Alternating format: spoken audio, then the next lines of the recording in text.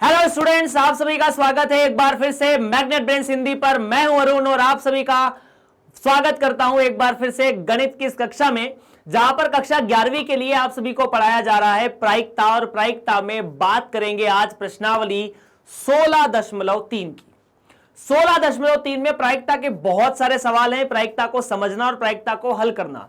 लेकिन उस पर आगे बढ़ने से पहले मैं आपको बता देता हूं कि जो वीडियो आप देख रहे हैं, इसके पहले जितने भी आपने वीडियो देखे हैं कक्षा 11वीं के सभी विषय के, इसके बाद जो भी आप देखने वाले हैं कक्षा 11वीं के और भी वीडियोस आने वाले हैं, वो सारे मैग्नेट ब्रेन्स और मैग्नेट ब्रेन्स हिंदी आपको फ्री में पढ़ा रहा है। इसका मतलब मैग्नेट ब्रेन्स अपने विद्यार्थियों को, सभी विद्यार्थियों को, सभी कक्षा को, सभी बोर्ड्स को फ्री में एजुकेशन देता है। हम यहां पर आपको आपकी किताब का एक एक प्रश्न, एक एक सवाल हल करा रहे हैं और साथ ही इस बात का भी ध्यान रख रहे हैं कि आपके जितने भी प्रॉब्लम्स है वो सारी सॉल्व हो जाए, जो आपकी कॉन्सेप्चुअल या कैलकुलेशंस प्रॉब्लम होती है। अगर आप 11वीं कक्षा में हैं तो आप इस वीडियो को देख रहे होंगे। आपसे इस वीडियो के लिए कोई ये नहीं बोलने वाला है कि आप इस वीडियो के बाद इतने पैसे दीजिए या इतने का सब्सक्रिप्शन प्लान लीजिए। इन शॉर्ट, मैग्नेट ब्रेन्स का कोई भी ऐसा प्लान नहीं है जहां पर आपको वीडियो के बदले पैसे मांगे जाए। चलिए शुरुआत करते हैं आज के इस कहानी के बारे में। 16.3 जहां प्रायिकता के बहुत सारे सवाल हैं, अंतिम अध्याय है प्रश्न नंबर 1 की तरफ। प्रतिदर्श समष्टि W1, W2, W3, W4, W7, W4, W5, W6, W7 के परिणामों के लिए निम्नलिखित में से प्रायिकता निर्धारण वैध नहीं है। मतलब ऐसा है कि एक प्रतिदर्श समष्टि है, उसमें कुछ घटना है। जैसे मान लीजिए घटना W1 है, W2 है, W3, W4, W5, W6 और W7। हालांकि इनको ओमेगा पढ़ा जाता है और इनकी कुछ प्रायिकताएं दी हुई है। अब आपको यह निर्धारित करना है कि इनमें से कौन सी प्रायिकता है जो वैध है और कौन सी प्रायिकता है जो वैध नहीं है। इन शॉर्ट, आपको इस प्रश्न में इस बात का जवाब देना है कि कौन सी प्रायिकता है, मतलब ये जो W1, W2 है, इनमें कौन सा सही है, कौन सा गलत है। जैसे मान लीजिए कि अगर ये W1 का मान ये W2 का, ये W3 का, W4 का, W5 का, W6 और W7, तो क्या ये सही है या गलत है। तो इसके लिए आपको 2-3 चीजों की ध्यान रखनी है। किसी भी घटना की प्रायिकता, चाहे वो कोई भी घटना हो, चाहे वो W1 हो, W2 हो, या 0 से बड़ी और 1 से छोटी होनी चाहिए या 1 के बराबर होनी चाहिए। दूसरा पार्ट, हर घटना की प्रायिकता का योग, चाहे वो जो भी हो, I बराबर 1 से लेकर 7, चूंकि यहां 7 दी है तो मैं लिख सकता हूं W1, W2, इन सभी का योग 1 होना चाहिए। चलिए शुरुआत करते हैं। पहला क्या है? क्या यहां पर सारी प्रायिकताएं धनात्मक है? बिल्कुल सभी धनात्मक है। तो यह भाग तो क्लियर है कि सारी प्रायिकताएं 0 से बड़ी है। क्या कोई प्रायिकता इस केस में 1 से बड़ी जा रही है? नहीं जा रही। सारी प्रायिकता 0 और 1 के बीच में है। तो यह वाला केस तो क्लियर है। दूसरा, इन सभी का योग करके देख लेते हैं कि सारी जितनी भी प्रायिकताएं हैं I बराबर 1 से लेकर 7 तक PWI, अगर इन सभी का योग करेंगे तो आप 0.1 में 0.01 प्लस 0.05 प्लस 0.03 प्लस 0.01, 0.2 और 0.6 को जोड़ेंगे। जोड़ते कितना आता है? देखिए 0.6 और 0.2 मिला के 0.8। 0.8 में आपने 0.01 जोड़ा तो 0.81, 0.84, 0.89, 0.9 और 0.1, तो ये 1 के बराबर आया। मतलब दोनों स्टेप पार है, तो पहला वाला भाग तो सही है। मतलब ये एक वैध परिणाम है। W1 का मान इतना हो सकता है, W2 का मान इतना हो सकता है, ऐसे W7 का मान इतना हो सकता है। तो पहला वाला वैध है ना। दूसरे की तरफ बढ़ा जाए।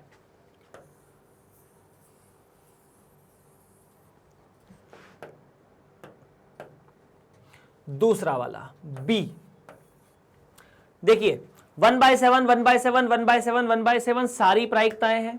ठीक है, तो ये जितनी भी प्रायिकता है, क्या ये सभी के सभी 0 से बड़ी है? हाँ, 1/7 0 से बड़ा होता है। सभी की प्रायिकता 1/7, 1/7, 1/7 है। बिल्कुल ठीक है। क्या ये एक से छोटा भी है? हाँ, एक से छोटा भी है। मतलब पहली वाली स्टेप तो क्लियर है। क्या यहां पर सारी प्रायिकताएं एक से छोटी है? 1/7 एक से छोटा ही है। अगर मैं सभी का योग करके देखूं कि जितनी भी प्रायिकता है क्या वो उनका योग किया जाए तो कितना आएगा? तो 1/7 1/7 1/7, तो 1/7 कितनी बार है? 7 बार है। जोड़ोगे तो 1 आ जाएगा। 1/7 का 7 बार जोड़ 1 आता है, मतलब ये भी वैध है। बी वाला भी सही है, ऐसी संभावना हो सकती है। और ऐसे केसेस में जहां पर प्रायिकता समान है, आप ऐसे को समसंभाव्य कहते हैं। खैर, समसंभाव्य घटना कहा जाता है। दूसरा वाला भी सही है। तीसरे वाले के बारे में बात करते हैं, सी वाले के बारे में। 0.1 0.2 0.3 0.4 0.5 6 और 7, यहां पर सारी प्रायिकताएं 0 से बड़ी और 1 से छोटी है। बात सही है, सभी के सभी जितनी प्रायिकताएं वो 0 से बड़ी और 1 से छोटी है। पहली स्टेप पर सारी प्रायिकताओं को जोड़ किया जाए, i बराबर 1 से लेकर 7 PWI। अब इसका मान कितना? तो 0.1 0.2 0.3 0.4 0.5 0.6 0.7। जोड़ो एक बार, कितना आता है? जोड़ के देखो। 3 3 6 4 10 15 15 और 6 21 और 7 28, यह आया 2.8। अब चूंकि प्रायिकताओं का योग 2.8 है, इसीलिए यह संभव नहीं है, क्योंकि योग सदैव 1 आना चाहिए। संभव नहीं है, तो सी वाला संभव नहीं है। क्लियर है? डी वाले के बारे में बात कर लेते हैं। डी वाले में तो वैसे ही बोल सकते हो, कुछ नहीं करना। W1 की प्रायिकता ऋणात्मक, W5 की प्रायिकता ऋणात्मक, किसी भी घटना की प्रायिकता ऋणात्मक नहीं होनी चाहिए। आप अगर ऐसा भी लिख दोगे ना, चूंकि W1 की प्रायिकता जो कि -0.1 दी है, कितनी? -0.1, और वो एक ऋणात्मक संख्या है, अतः संभव नहीं है। ऐसा क्यों? मतलब सिर्फ W1 संभव नहीं है ये नहीं बोल सकते अपन। W1, अगर W1 ऐसा है तो W2 W3 W4 ऐसा है, मतलब ये पूरा केस संभव नहीं है। ये पूरा का पूरा केस संभव नहीं है। तो अपना जो आंसर होगा वो कुछ इस तरह से लिखा जाएगा फाइनली। ठीक है? क्या है कि A और B, AB जो है वो वैध है, मतलब ये संभव है, ऐसा हो सकता है। ठीक है? और CD वैध नहीं है, मतलब ये प्रायिकता नहीं हो सकती। क्या हो सकता है? कुछ भी हो सकता है, पर प्रायिकता नहीं हो सकती। ये पहले प्रश्न का जवाब है। आगे बढ़ते हैं दूसरे प्रश्न की तरफ। एक सिक्का 2 बार उछाला जाता है, कम से कम एक पट्ट प्राप्त होने की प्रायिकता कितनी है? ठीक है, तो हल बड़ा सिंपल, बड़ा सरल। एक सिक्के को 2 बार उछालने पर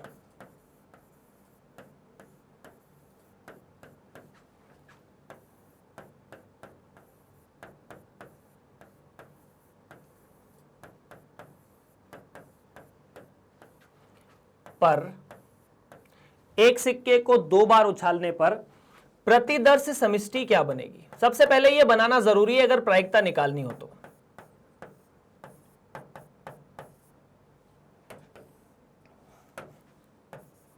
वो क्या बनेगी इसके बारे में बात करते हैं। तो प्रतिदर्श समष्टि बड़ी सिंपल है, पहले हेड आ जाए, ठीक है, फिर हेड टेल आ जाए, टेल हेड आ जाए, या फिर टेल टेल आ जाए। एक सिक्के को 2 बार उछालना, तो पहले सिक्के पर हेड टेल दोनों आ सकते हैं, दूसरे सिक्के पर भी हेड टेल दोनों आ सकते हैं। कम से कम एक पट, है ना? तो मान लीजिए ए नाम की एक घटना है, यह 2 सिक्कों को 1 बार उछालने पर कम से कम एक पट आने की प्रायिकता, कम से कम एक पट आने की प्रायिकता।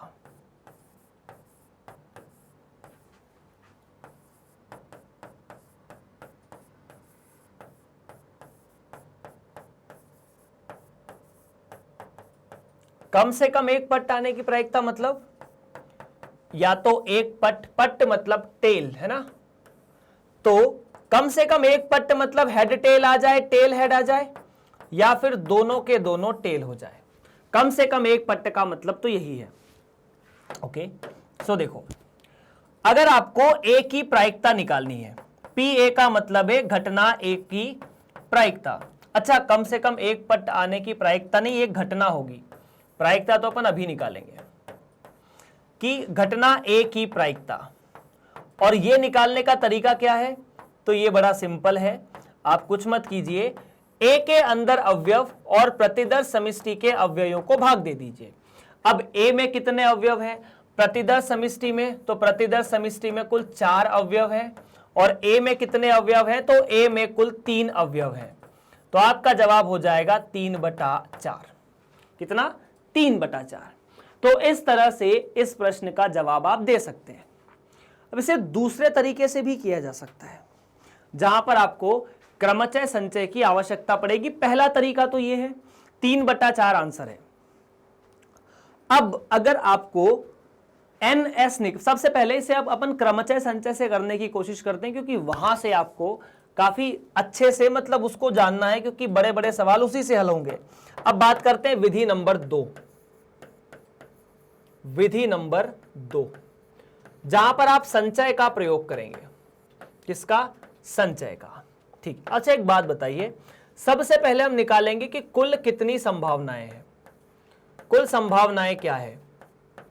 कुल संभावनाएं मतलब कितने अलग अलग परिणाम आ सकते हैं। मतलब आप ये निकालिए कि प्रतिदर्श समिष्टि में कितने अवयव होंगे। तो यदि मैं एक सिक्के को या 2 सिक्के को एक साथ उछालता हूं, जैसे मान लीजिए ये कॉइन 1 का रिजल्ट है और ये कॉइन 2 का रिजल्ट है, तो कुल संभावना के लिए कॉइन 1 पर 2 परिणाम आ सकते हैं, हेड और टेल। उसी तरह कॉइन 2 पर भी 2 परिणाम आ सकते हैं, हेड और टेल। तो क्या सिर्फ कॉइन 1 से काम हो जाएगा? नहीं, कॉइन 2 को भी उछालना पड़ेगा, दोनों कॉइन को उछालना है। तो अगर मैं यहां से गुणा करता हूं तो ये परिणाम हुए कुल 4, मतलब प्रतिदर्श समिष्टि में 4 अवयव होंगे। सीधा सीधा ये निकालो। अब उसके बाद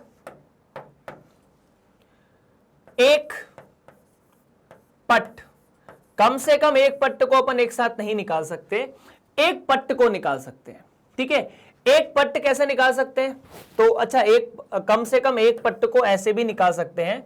अगर आपको बोले कि कम से कम एक पट्ट, कम से कम एक पट्ट, इसको ऐसे निकाल सकते हैं, कुल माइनस एक भी पट्ट नहीं। कुल माइनस एक भी पट्ट नहीं।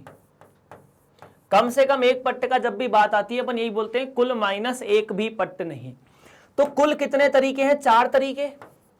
एक भी पट्ट नहीं मतलब दोनों चित्त। दोनों चित्त आने का तो सिर्फ एक तरीका है, तो इस एक तरीके को घटा दोगे तो 3 आ जाएगा। अब कम से कम एक पट्ट में 3 केसेस हैं, टोटल केस 4 है, तो प्रायिकता आ जाएगी P 3/4। यह तरीका क्रमचय संचय से है। हमने क्रमचय संचय मतलब अभी क्रमचय संचय की बात भी नहीं की अपन ने, अपन और भी इसमें बड़े बड़े सवाल करेंगे, चिंता मत करो। एक पासा फेंका जाता है, निम्नलिखित घटनाओं की प्रायिकता ज्ञात कीजिए। एक अभाज्य संख्या प्रकट होना, 3 या 3 से बड़ी संख्या प्रकट होना, 1 या 1 से छोटी संख्या प्रकट होना, 6 से बड़ी संख्या प्रकट होना, 6 से छोटी संख्या प्रकट होना। तो सबसे पहले जब पासे को फेंका जाएगा तो क्या क्या आपके सामने अवयव बन सकते हैं, मतलब प्रतिदर्श समिष्टि में आपके सामने क्या आ सकता है?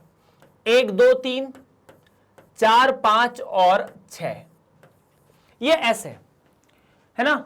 मतलब ये कुल संभावित परिणाम है। एस का मतलब क्या होता है? कुल संभावित परिणाम।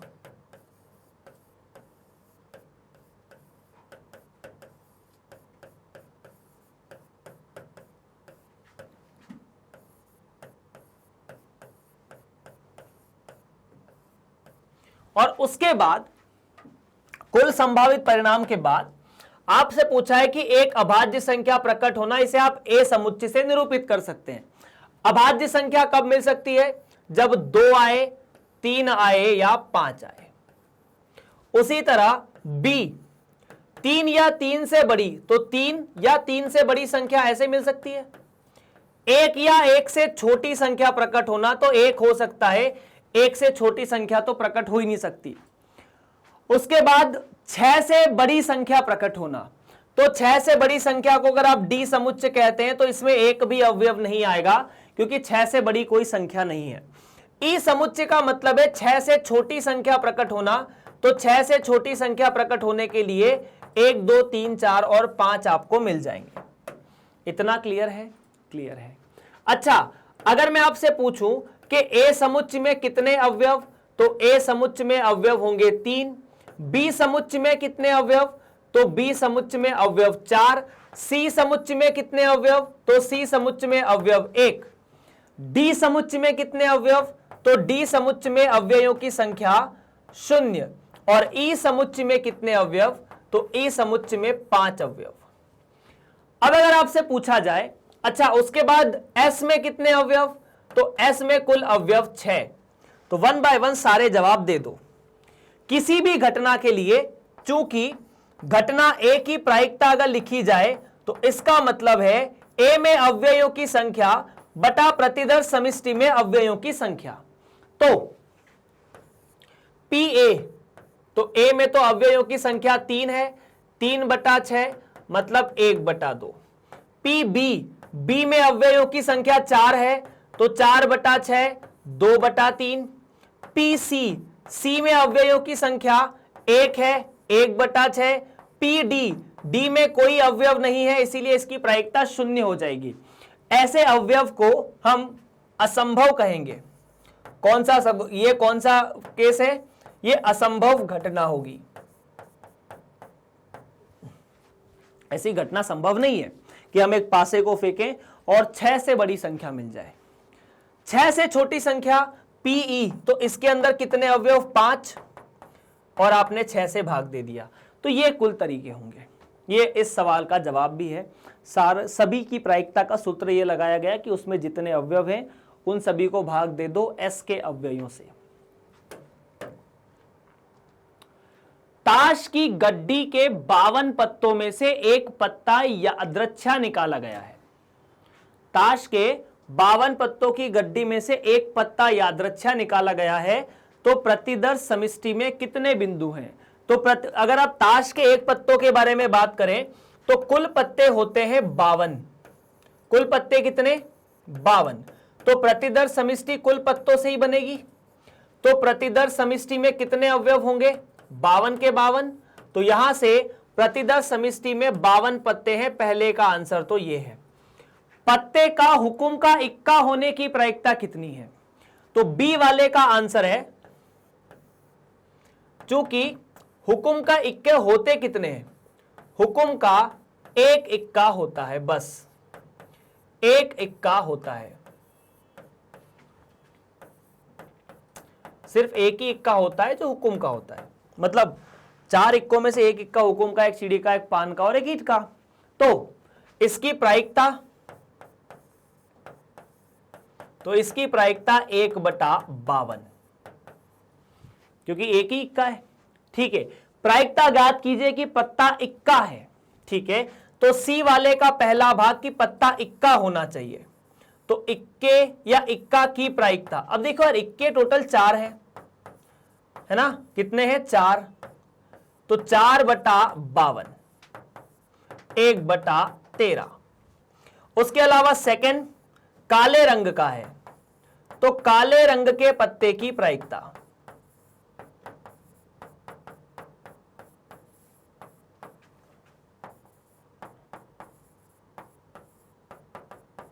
टोटल काले रंग के पत्ते होते हैं 26, 52 से भाग दिया तो 1/2।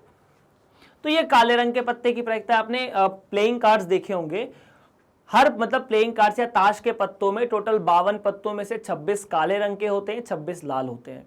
जो लाल रंग के होते हैं उनको 2 टुकड़ों में तोड़ते हैं, पान और ईंट, और काले रंग को हुक्म और चिड़ी। हर एक पत्ते के पास अपना अपना एक इक्का होता है, इसीलिए हुक्म के इक्का होने की एक ही इक्का है, तो 1/52 प्रायिकता। 4 अलग अलग तरह के पत्तों में कुल 4 इक्के हो जाएंगे। प्रश्न नंबर 3 या 4 यहां पर समाप्त। 5वें के बारे में बात करते हैं। एक अनभिन्नत अनबाइज्ड सिक्के जिसके एक तल पर 1 और दूसरे पर 6 अंकित है तथा एक अनभिन्नत पासा दोनों को उछाला गया है। प्रायिकता ज्ञात कीजिए कि प्रकट संख्याओं का योग 3 है 12 है। आपके सामने प्रश्न थोड़ा अलग है। प्रश्न ऐसा है कि आपने एक सिक्का उछाला, सिक्के पर हेड और टेल नहीं है, सिक्के पर 1 और 6 लिखा है, मतलब एक साइड 1 लिखा है, दूसरी साइड 6 लिखा है, और उसके साथ एक पासा भी उछाला गया है। आप सवाल को ऐसे समझिए, अपन हल तो कर रहे हैं, लेकिन प्रतिदर्श समष्टि पहले बनानी पड़ेगी। एक सिक्का है और एक पासा है। अगर सिक्के को देखें तो सिक्के की एक साइड 1 लिखा है, दूसरी साइड 6 लिखा है। पासे को देखें तो पासे की एक साइड 1, दूसरी साइड 2, 3, 4, 5 और 6 लिखा है। अब अगर मैं बात करता हूं यहां पर कि प्रतिदर्श समष्टि क्या बनेगी, तो प्रतिदर्श समष्टि ऐसे बनेगी कि मान लीजिए सिक्के पर 1 आता है तो पासे पर कुछ भी आ सकता है। हां, 1 आ सकता है। सिक्के पर अभी भी 1 है, पासे पर 2 हो सकता है। सिक्के पर अभी भी 1 है, पासे पर 3 हो सकता है। सिक्के पर अभी भी 1 है, पासे पर 4 हो सकता है। सिक्के पर अभी भी 1 है, पासे पर 5 हो सकता है। और सिक्के पर अभी भी 1 है, पासे पर 6 हो सकता है। इसके अलावा तो कुछ नहीं होगा। अब सिक्के पर हो सकता है 6 आ जाए, हेड और टेल की जगह 1 और 6 आ सकता है। तो यदि सिक्के पर 6 आ जाएगा तो पासे पर 1 हो जाएगा। सिक्के पर 6 और 2 भी हो सकता है, 6,3 भी हो सकता है, 6,4 भी हो सकता है, 6,5 और 6,6 कुछ भी हो सकता है। अब यहां पर अगर आप देखें तो प्रतिदर्श समष्टि में कुल कितने बिंदु हैं, तो यहां पर कुल 12 बिंदु हो गए। गिन लो इनको टोटल, 1, 2, 3, 4। आपको पहले केस में पूछा है कि योग होना चाहिए 3, है ना। तो मान लेते हैं ए नाम की घटना के योग 3 होना चाहिए। योग 3 होने की घटना, तो सीधी सीधी बात है, ए के अंदर क्या मिलेगा कि सिर्फ यहां पर 1 मिल जाए और यहां 2 मिल जाए और कहीं नहीं। इस 1 और 2 के अलावा योग कहीं 3 हो रहा है? नहीं हो रहा। तो ए में अवयवों की संख्या कितनी? सिर्फ 1। ये 2 अलग अलग नहीं है, ये दोनों मिलकर योग 3 कर रहे, इसलिए सिर्फ 1 ही अवयव होगा। यहां से अगर आप इसकी प्रायिकता निकालने की, ए की प्रायिकता क्या है, तो ए के अंदर अवयवों की संख्या बटा कुल अवयव, तो 1/12। दूसरा, अगर यहां से दूसरा भाग किया जाए, दूसरा भाग मतलब मान लेते हैं बी नाम की घटना है कि योग 12 आए, तो योग 12 होने की घटना,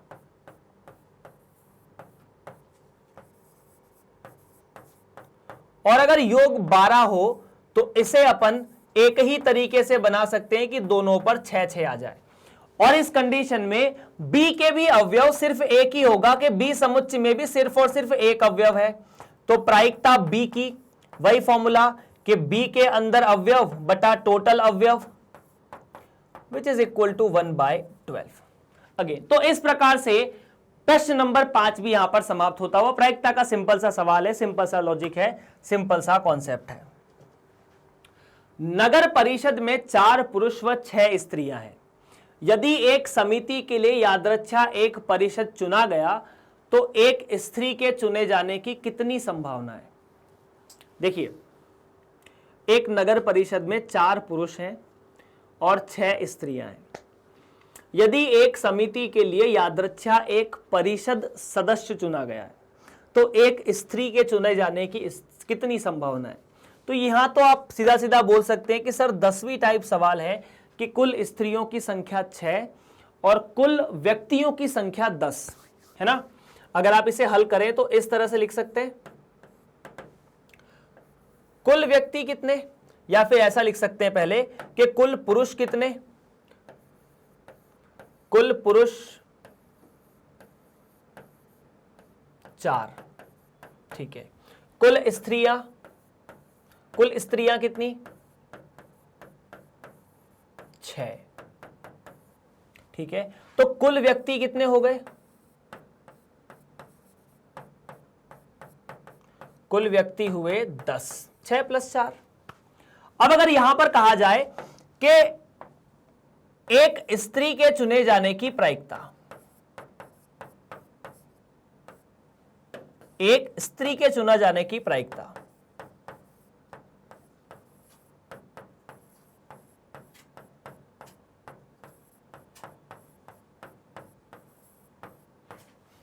तो एक स्त्री के चुना जाने की जो प्रायिकता है उसे बड़ी आसानी से लिख सकते हैं। कैसे? कुल स्त्री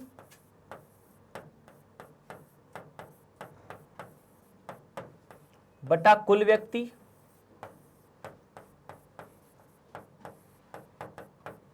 यही होगा कुल स्त्रियां बटा कुल व्यक्ति।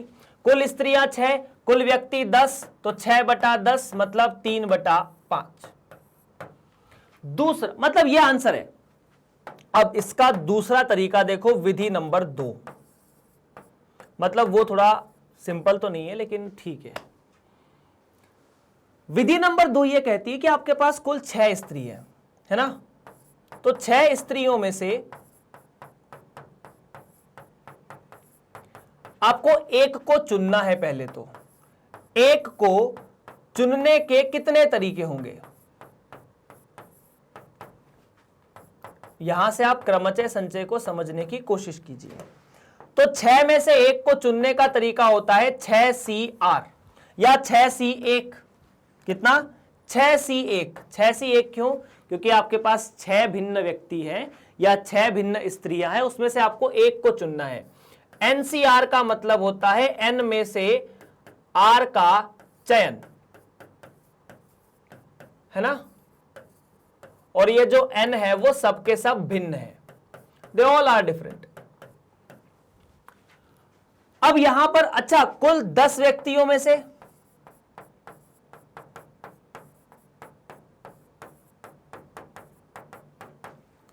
एक को चुनने के तरीके,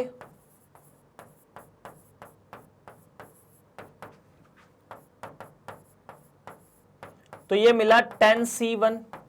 तो प्रायिकता जो होगी स्त्रियों को चुनने का तरीका डिवाइडेड बाय कुल तरीके, तो 6C1 डिवाइडेड बाय 10C1। अब 6C1 भी 6 होता है और 10C1 6 होता है। हमें पता है कि NC1 सदैव 1 होता है, तो यहां से 6 बटा 10 आंसर आएगा, जो कि फिर से 3 बटा 5 रहेगा। मतलब ये तो सिंपल है, पर आगे जब सवाल थोड़े कठिन होंगे तब आपको बहुत मजा आने वाला है। प्रश्न यहां समाप्त होता हुआ आप चाहे तो नोट कर सकते हैं। प्रश्न नंबर 7 की तरफ बढ़ते हैं। एक अनभिन्नत सिक्के को 4 बार उछाला जाता है और यदि एक व्यक्ति प्रत्येक चित्त पर 1 रुपए जीतता है और प्रत्येक पट पर 1.5 रुपए हारता है, इस परीक्षण के प्रतिदर समष्टि से ज्ञात कीजिए कि आप 4 उछालों में कितनी विभिन्न राशियां प्राप्त कर सकते हैं। साथ ही साथ इन राशियों में से प्रत्येक की प्रायिकता भी ज्ञात कीजिए। बहुत प्यारा सवाल है। आपने 4 सिक्के उछाले, अगर एक सिक्के पर चित्त आया तो आप 1 रुपए जीते, मतलब हेड आया तो 1 रुपए जीत गए। टेल आया तो 1.5 रुपए हारे। तो जैसे मान लीजिए चारों पर हेड आ गया तो आप 4 रुपए जीत गए। लेकिन अगर 3 पर हेड और 1 पर टेल आया तो 3 पर हेड आने से आप 3 रुपए जीते, 1 टेल की वजह से 1.5 रुपए हारे, तो आपके पास 1.5 रुपए रह गए। अगर 2 पर हेड आया तो 2 हेड मतलब 2 रुपए जीते, 2 टेल की वजह से 3 रुपए हारे, तो 1 रुपए के घाटे में है। अगर चारों पर टेल आ गया तो हर एक की वजह से 1.5 रुपए मतलब 6 रुपए हार गए। तो बेसिकली सवाल ऐसा है, एक बार सोच के देखिए क्या होगा। ओके, तो अगर आप समझे तो अब हमें 4 उछालों में यह पता करना है कि हम कितनी राशि जीत सकते हैं।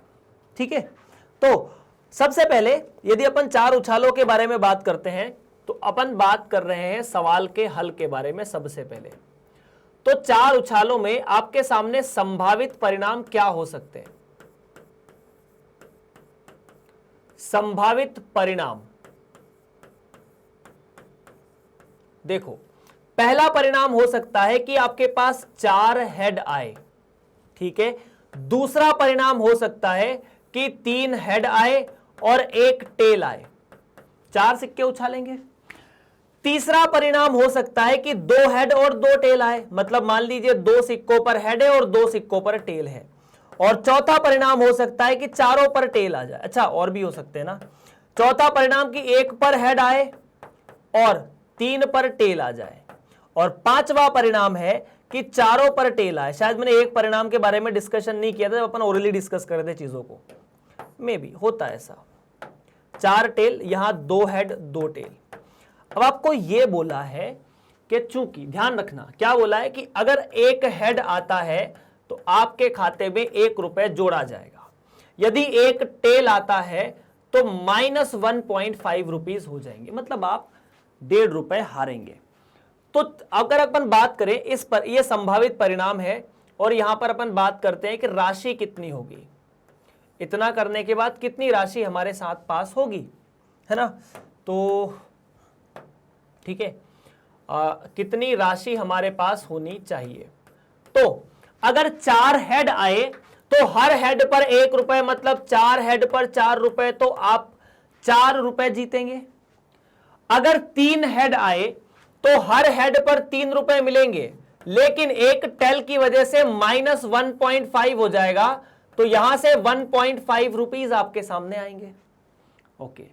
दूसरा, अगर 2 हेड और 2 टेल हैं तो 2 हेड और 2 टेल आने की वजह से, ध्यान से सुनना, 2 हेड 2 टेल की वजह से, 2 हेड की वजह से आप 2 रुपए जीतेंगे, लेकिन हर टेल की वजह से 1.5 रुपए हारेंगे, तो 2 माइनस 1.5 मतलब -1, आपको नुकसान होना शुरू हुआ। अगर एक हेड मिला तो एक हेड की वजह से तो 1 रुपए मिला, लेकिन 3 हेड की वजह से 1.5 रुपए गए, तो यहां से मिला -3.5। चौथा, 4 टेल।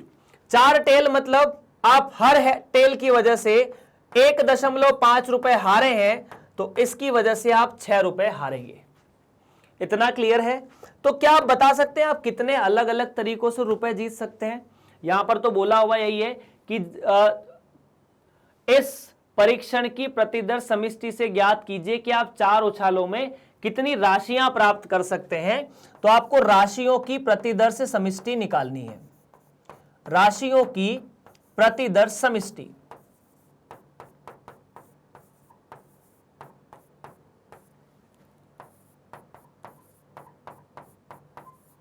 तो राशियों की प्रतिदर समष्टि यहां पर लिखी हुई है।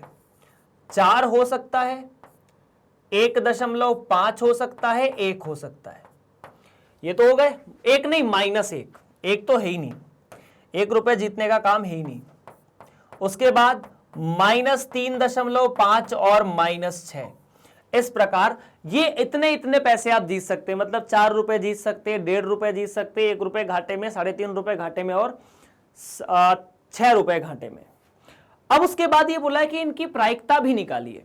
तो सबसे पहले अगर प्रायिकता निकालनी है तो हमें यह देखना होगा कि जब हम 4 बार एक सिक्के को उछालते हैं, जब हम एक सिक्के को 4 बार उछालते हैं, तो अगर जैसे आपसे बोला जाए कि 4 रुपए कितनी बार जीता जा सकता है, मतलब एक सिक्के को 4 बार उछालने से 4 हेड कितनी बार आएंगे, है ना। सवाल अब क्रमचय संचय का बहुत प्यारा एप्लीकेशन है।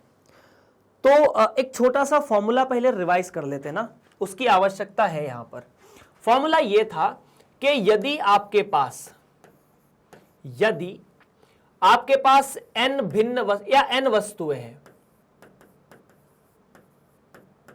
उसमें से P एक जैसी है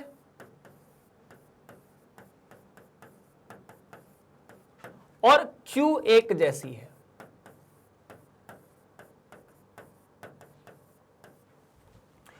तो कुल क्रमचय कितने होंगे इस केस में, मतलब इन वस्तुओं को आप कितने अलग अलग तरीकों से जमा सकते हो, ये होंगे कुल क्रमचय।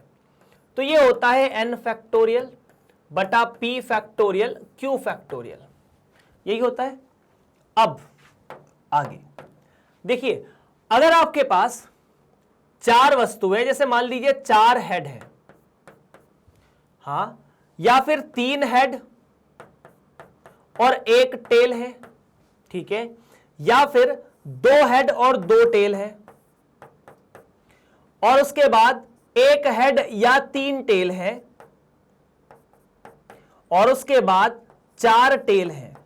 ये 4 चीजें आपके सामने, मतलब 5 विकल्प हैं आपके सामने यहां पर दिए गए हैं। तो देखिए, 4 हेड को आप कितने अलग अलग तरीकों से जमा सकते हैं, या फिर जैसे ये वाले केस को लेते हैं कि 3 हेड और 1 टेल को कितने अलग अलग तरीकों से जमा सकते हैं। तो जितने अलग अलग तरीकों से 3 हेड 1 टेल को जमाएंगे, उतने अलग अलग तरीकों से 4 सिक्कों में ये आपके सामने उछल कर आएगा। जैसे मान लीजिए इस केस को आपने ऐसे जमाया कि हो सकता है कि हेड हेड हेड हो, फिर टेल आ जाए, मतलब पहले 3 सिक्कों पर तो हेड मिले, चौथे पर टेल मिल जाए। पहली बार सिक्का उछाला जीत गए, दूसरी बार निकाला जीत गए, तीसरी बार निकाला जीत गए, चौथी बार हार गए। इसे ऐसा भी तो लिख सकते हैं कि पहली बार सिक्का उछाला जीते, दूसरी बार जीते, तीसरी बार हारे, चौथी बार फिर जीते। ऐसा भी हो सकता था कि आप पहली बार जीते, दूसरी बार हारे, तीसरी चौथी बार फिर जीते, या पहली बार में ही हार गए। ये तो ठीक है। अच्छा 16 सिक्कों में आप ये सब आराम से कैलकुलेट कर सकते हैं, मतलब एक टेल और 4 हेड कुल 4 भिन्न तरीकों से आ सकते हैं, यही था। अब इन तरीकों को आप ऐसे भी काउंट कर सकते हैं कि कुल सिक्के कितने हैं, तो यहां n का मतलब कुल सिक्के हैं जो कि 4 हैं, 3 हेड और 1 टेल। अब 3 हेड और 1 टेल को आप कितने तरीकों से जमा सकते हैं, तो यहां P का मतलब है 3, P का मतलब 3 क्यों, क्योंकि 3 एक जैसे, और Q का मतलब है 1। तो इसके तरीके हो जाएंगे कुल 4 फैक्टोरियल बटा 3 फैक्टोरियल गुणा 1 फैक्टोरियल। 4 फैक्टोरियल का मतलब होता है 4 गुणा 3 गुणा 2 गुणा 1, 3 फैक्टोरियल का मतलब होता है 3 गुणा 2 गुणा 1, और 1 फैक्टोरियल का मतलब तो 1 होता है। तो ये तो 4 तरीके ही हुए, है ना, 4 तरीके। तो चाहे ऐसे काउंट करो या वैसे काउंट करो, तो काउंट ऐसे करना आसान है या वैसे करना आसान है, तो सर 4 सिक्कों के केस में तो ऐसा करना आसान है, लेकिन अगर 5 सिक्के होते तो दिक्कत थी ना। तो अब हम कैलकुलेट करने जा रहे हैं कि 4 सिक्के 4 हेड कितनी बार आएंगे। तो 4 हेड का मतलब है n का मतलब 4, और चारों के चारों एक जैसे, तो सिर्फ एक ही बार ये चीज आएगी, head head head head. 2 head 2 tail, तो देखिए टोटल तो अभी 4 कॉइन ही है, लेकिन उसमें से 2 हेड एक जैसे और 2 टेल एक जैसे। 4 फैक्टोरियल का मतलब 24, 2 फैक्टोरियल का मतलब 2, और फिर 2 तो ये मिले 6, मतलब ये चीज कितनी बार आएगी, 6 बार आएगी। मतलब 2 हेड और 2 टेल, पहले 2 हेड आ सकते हैं, बाद में दोनों टेल हैं, हो सकता है 1 हेड आगे हो, मतलब पहली बार में हेड हो फिर टेल हो, फिर हेड हो फिर टेल हो, या हेड आए फिर दोनों बार हारे फिर हेड आए। उसके बाद 1 हेड 3 टेल, तो अभी भी 4 फैक्टोरियल, 3 टेल एक जैसे हैं, बाकी 1 हेड अलग है, तो इसका जवाब भी 4, मतलब ये चीज 4 बार आएगी, और ये चीज 4 factorial divide by 4 factorial that is 1।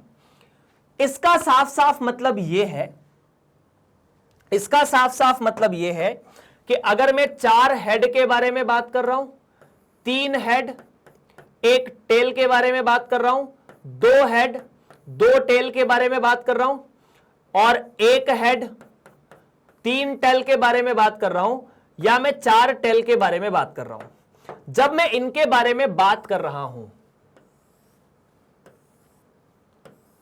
थोड़ा इन्हें दूर दूर लिखना था, खैर ठीक है। तो यहां पर आप राशि कितना जीतते हैं पहले तो ये देख ले कि जब मैं इनके बारे में बात कर रहा हूं तो कितनी राशियां जीतता हूं। तो जब मैं 4 हेड के बारे में बात करता हूं तो 4 रुपए जीतता हूं, यहां 1 रुपए जीतता हूं, -1 के घाटे में रहता हूं। 2 हेड 2 टेल में इसमें एक ही नहीं 1.5। उसके बाद यहां पर तो मैं -3.5 के, और यहां पर -6 रुपए के घाटे में रहता हूं। ये चीज अपन बना चुके थे क्या, कि जब सिक्के को ऐसे उछाला तो ये घाटा था, ठीक है। उसके बाद मैं 4 बार या 4 रुपए जीतने के लिए, मतलब कितनी बार ये चीजें आ सकती है ना, कि ये कितनी बार आ सकता है। तो अपन इसे लिख देते हैं, इसकी फ्रीक्वेंसी मतलब ये कितनी बार आ सकती है, ऐसे लिख दिया। तो 4 सिक्के या चारों हेड सिर्फ 1 बार आएगा, देख सकते हो 4 हेड कितनी बार आएंगे, 1 बार। 3 हेड 1 टेल, 4 4 6 1, मतलब ये चीज 4 बार आ सकती है, ये 6 बार आ सकता है, ये 4 बार और ये 1 बार। और कुल कितने हो जाएंगे, तो कुल हो जाएंगे 5 5 10 और 6 16। और ये बात सही है कि यदि मैं 4 सिक्कों को उछालूंगा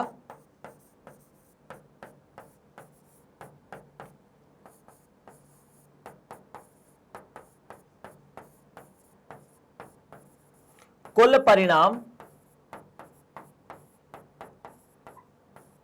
2 की घात 4 मतलब 16 हो जाएगा, है ना। n सिक्कों को उछालने पर कुल परिणाम 2 की घात n होता है। या एक सिक्के को 4 बार उछालो। तो अगर इनकी प्रायिकता निकालनी है, किसकी, इन सभी की प्रायिकता, तो कुछ नहीं, ये 1 बार आया तो 1/16, ये 4 बार आया तो 4/16, 6/16, 4/16 और 1/16, खत्म। 1 बार आया 1/16, 1 बार ये आया, कुल परिणाम 16 बार, 4 बार ये आया, कुल परिणाम 16 बार। तो आप 4 रुपए सिर्फ 1/16 प्रायिकता के साथ जीत सकते हैं, 1.5 4/16 प्रायिकता के साथ जीत सकते हैं, -1 6/16, मतलब सबसे ज्यादा चांस इसका है कि आप हारेंगे, -1 रुपए, -3.5 4/16 प्रायिकता के साथ, और -6 रुपए 1/16 प्रायिकता के साथ जीता जा सकता है। खैर, इस तरह से यह प्रश्न होता है समाप्त। बढ़ा जाए आगे। 3 सिक्के एक बार उछाले जाते हैं, निम्नलिखित की प्रायिकता ज्ञात कीजिए। तो अगर 3 सिक्के एक साथ उछाले जाते हैं तो सबसे पहले इनका प्रतिदर्श समिष्टि बना लेते हैं, है ना। क्या बनाया जाएगा पहले, प्रतिदर्श समिष्टि।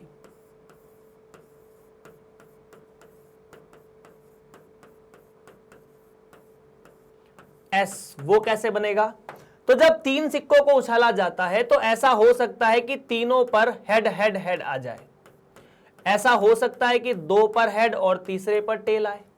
मतलब ये अपन याद कर चुके हैं बहुत अच्छे से।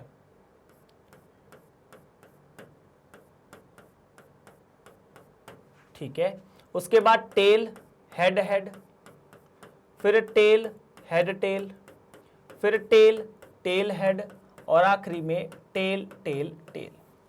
3 सिक्कों को एक साथ उछालने पर 8 परिणाम हो सकते हैं।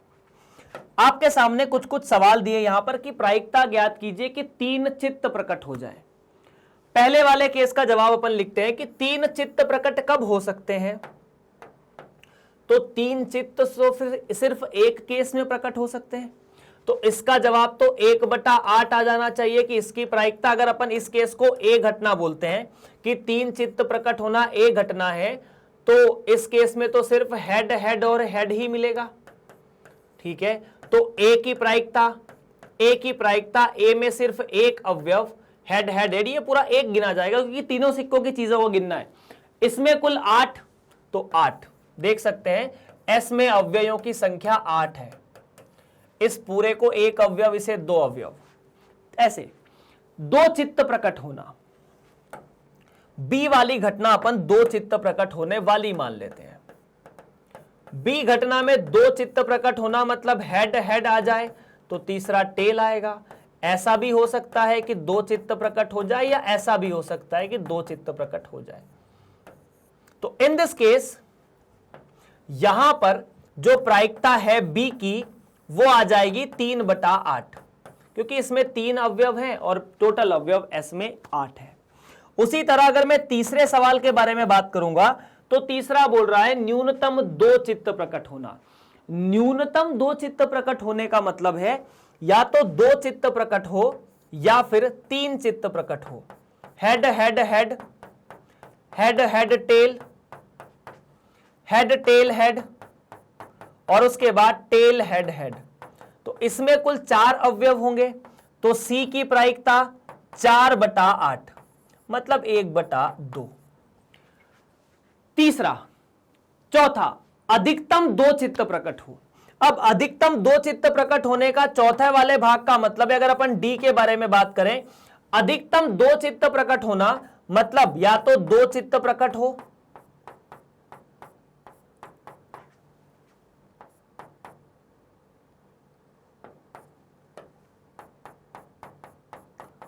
दो चित्त प्रकट हो या 1 चित्त प्रकट हो।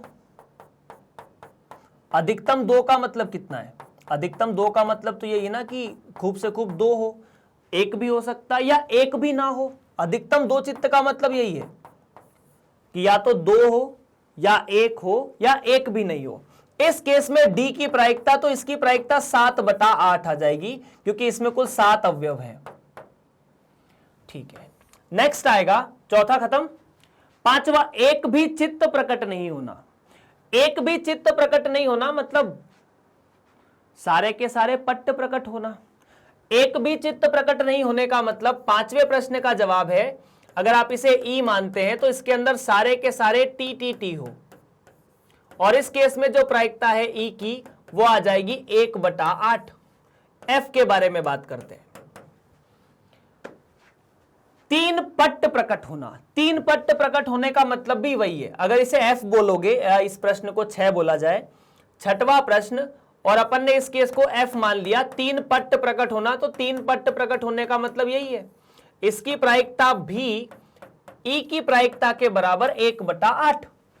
उसके बाद तथ्यता दो पट्ट प्रकट होना। तथ्यता दो पट्ट का मतलब है दो पट्ट, ना तीन पट्ट, ना दो से एक कम पट्ट। तो सातवें वाले केस का जवाब अगर आप लिखेंगे, जी मान लेते हैं इसे, तथ्यता दो पट्ट का मतलब है T T H, H T T, और उसके बाद टी एच टी। तो इस केस में जो जी की प्रायिकता होगी वो होगी 3/8। ओके, कोई भी पट्ट प्रकट नहीं होना, कोई भी पट्ट प्रकट नहीं होना मतलब एक भी पट्ट प्रकट नहीं होना, और अगर एक भी पट्ट प्रकट नहीं होना तो सारे के सारे चित्त प्रकट होना। एक भी पट्ट नहीं आए मतलब क्या, एक भी हेड ना आए, एक भी हेड ना आए मतलब सारे के सारे टेल हो जाए। अगर सारे के सारे टेल हो जाए तो इस केस में एच की प्रायिकता 1/8 आ जाएगी। लास्ट, अधिकतम दो पट्ट प्रकट होना। तो 9वें वाले को अपन यहां हल कर लेते हैं। अधिकतम दो पट्ट प्रकट होना मतलब इसे अपन आई कह देते हैं। अधिकतम दो पट्ट आना मतलब दो पट्ट आए, एक पट्ट आए, या एक भी पट्ट ना आए, है ना। तो अधिकतम दो पट्ट प्रकट होना, T T H, T H T, या फिर एच टी टी। उसके बाद T H T, T H H, H T T, और उसके बाद एच एच टी, और उसके अलावा एच एच एच।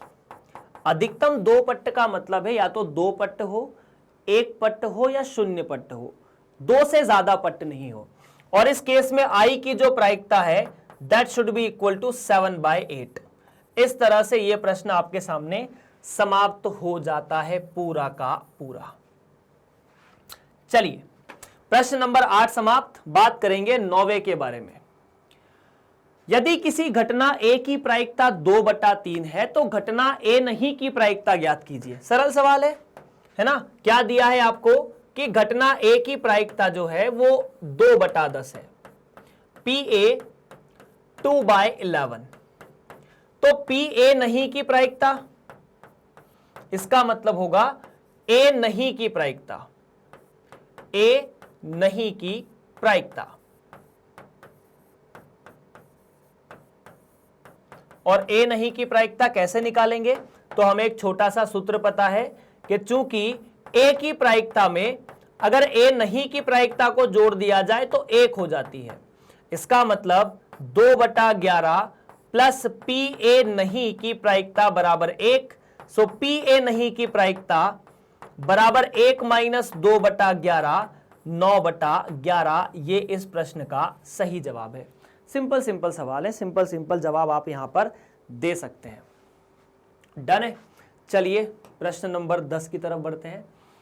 शब्द एसेसिनेशन से एक अक्षर यादृच्छा चुना जाता है, प्रायिकता ज्ञात कीजिए कि चुना गया अक्षर एक स्वर है या एक व्यंजन है।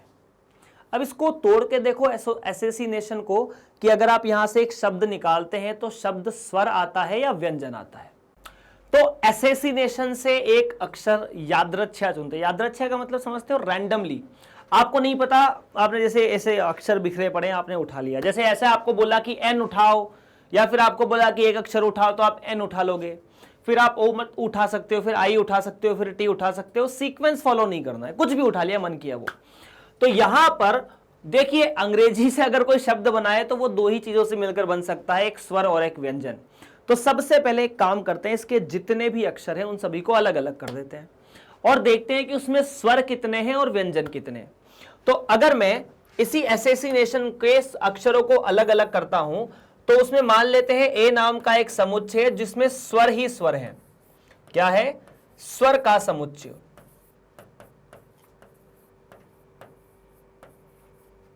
ठीक है, और बी नाम का एक समुच्चय जिसमें व्यंजन ही व्यंजन है, तो ये हुआ व्यंजन का समुच्चय।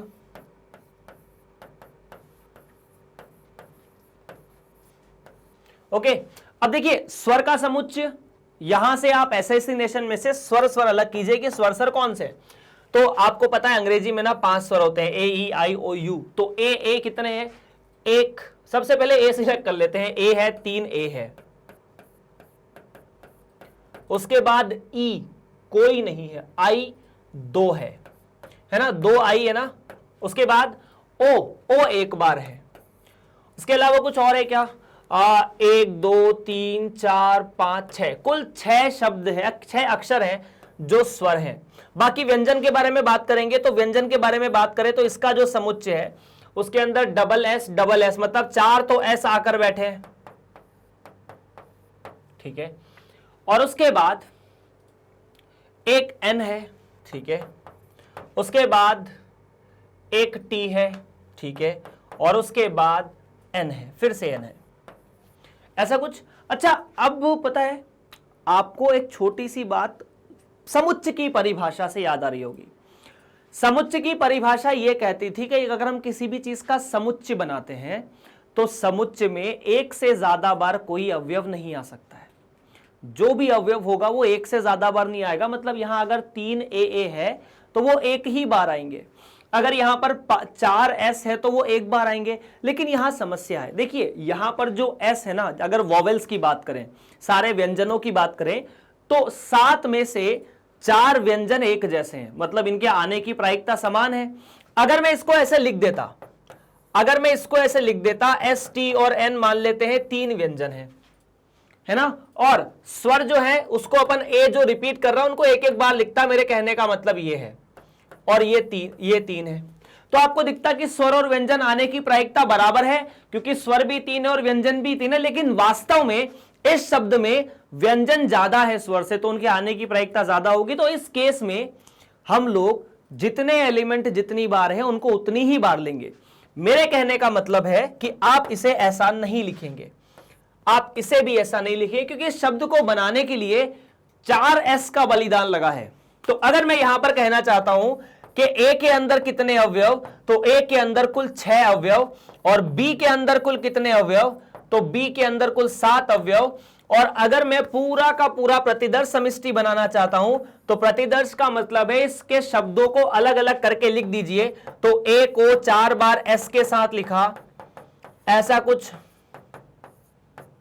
आई N A T I O N. अब अगर मैं यहां पर पहले टास्क के बारे में बात करता हूं कि ए की प्रायिकता कितनी, मतलब स्वर आने की प्रायिकता कितनी, तो स्वर आने की प्रायिकता कैसे निकलेंगे? सीधी सीधी बात है, स्वर वाले समुच्चय में कितने अवयव बटा प्रतिदर्श में कितने अवयव, 4 4 8 12 और 1 13। बिल्कुल सही है, प्रतिदर्श समिष्टि में कुल 13 अवयव होंगे। वो ऐसे कि स्वर और व्यंजन मिला के 13 हो रहे हैं, अपन ने कैलकुलेट भी किए, तो इसकी प्रायिकता 6 बटा 13। वहीं पर बी वाले केस में कितने अवयव होंगे, तो बी वाले केस में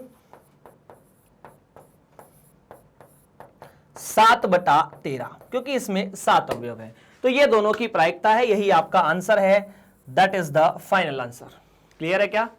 सो आप इस तरह से इस शब्द या इस प्रश्न को हल कर सकते हैं। प्रश्न नंबर 10 आपके सामने यहां पर क्लियर है।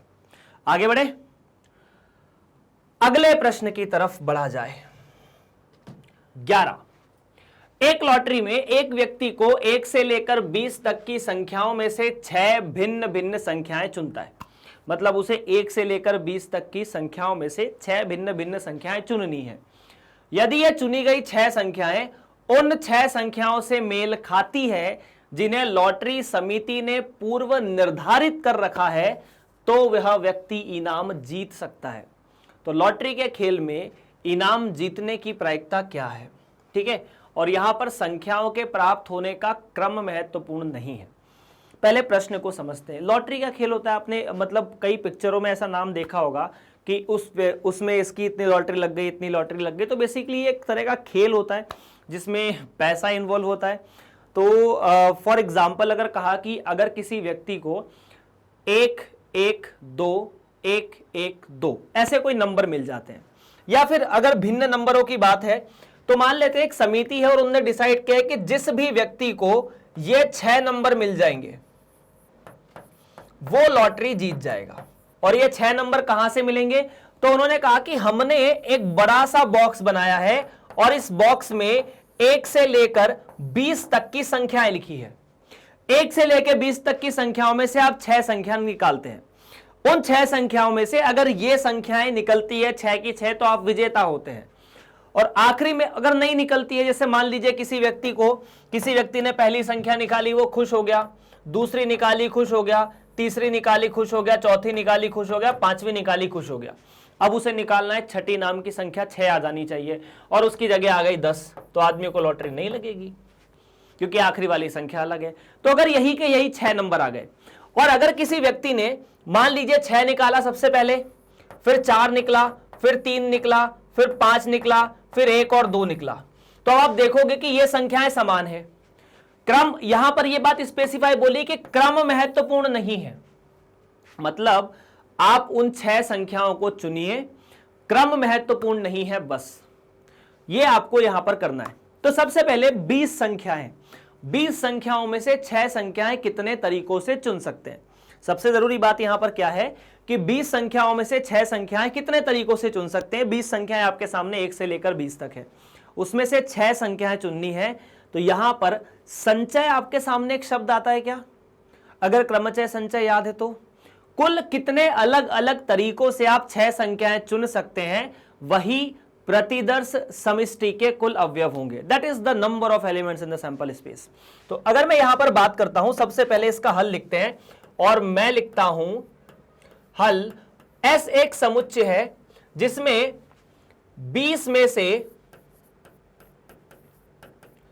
6 संख्याएं चुनना है।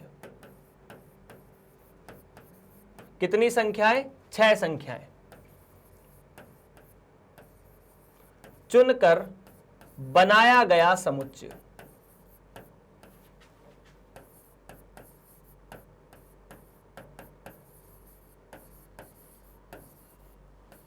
ओके, अब अगर मैं पूछूं कि समुच्चय S में कितने अवयव हैं, मतलब आपको 20 में से आप 6 संख्याएं कितने अलग अलग तरीकों से चुन सकते हैं, है ना? तो यहां पर इसमें कितने होंगे? 20 में से 6 संख्याएं चुनने के तरीके।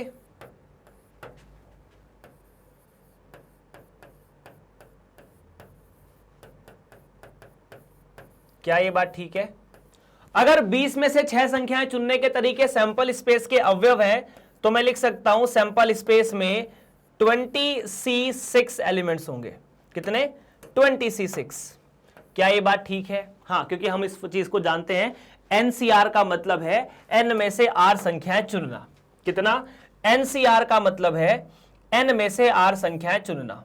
n में से r संख्याएं चुनने के तरीकों को आप NCR लिखते हैं, है ना? तो ये तो कुल तरीके हुए, बात ठीक है।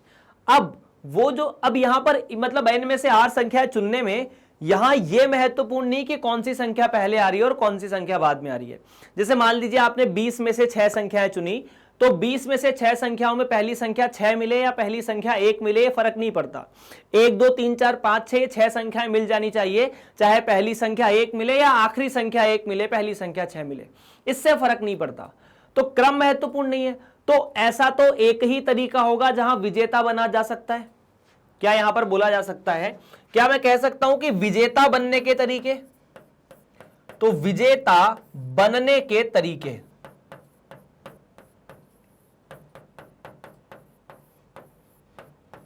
सिर्फ और सिर्फ एक।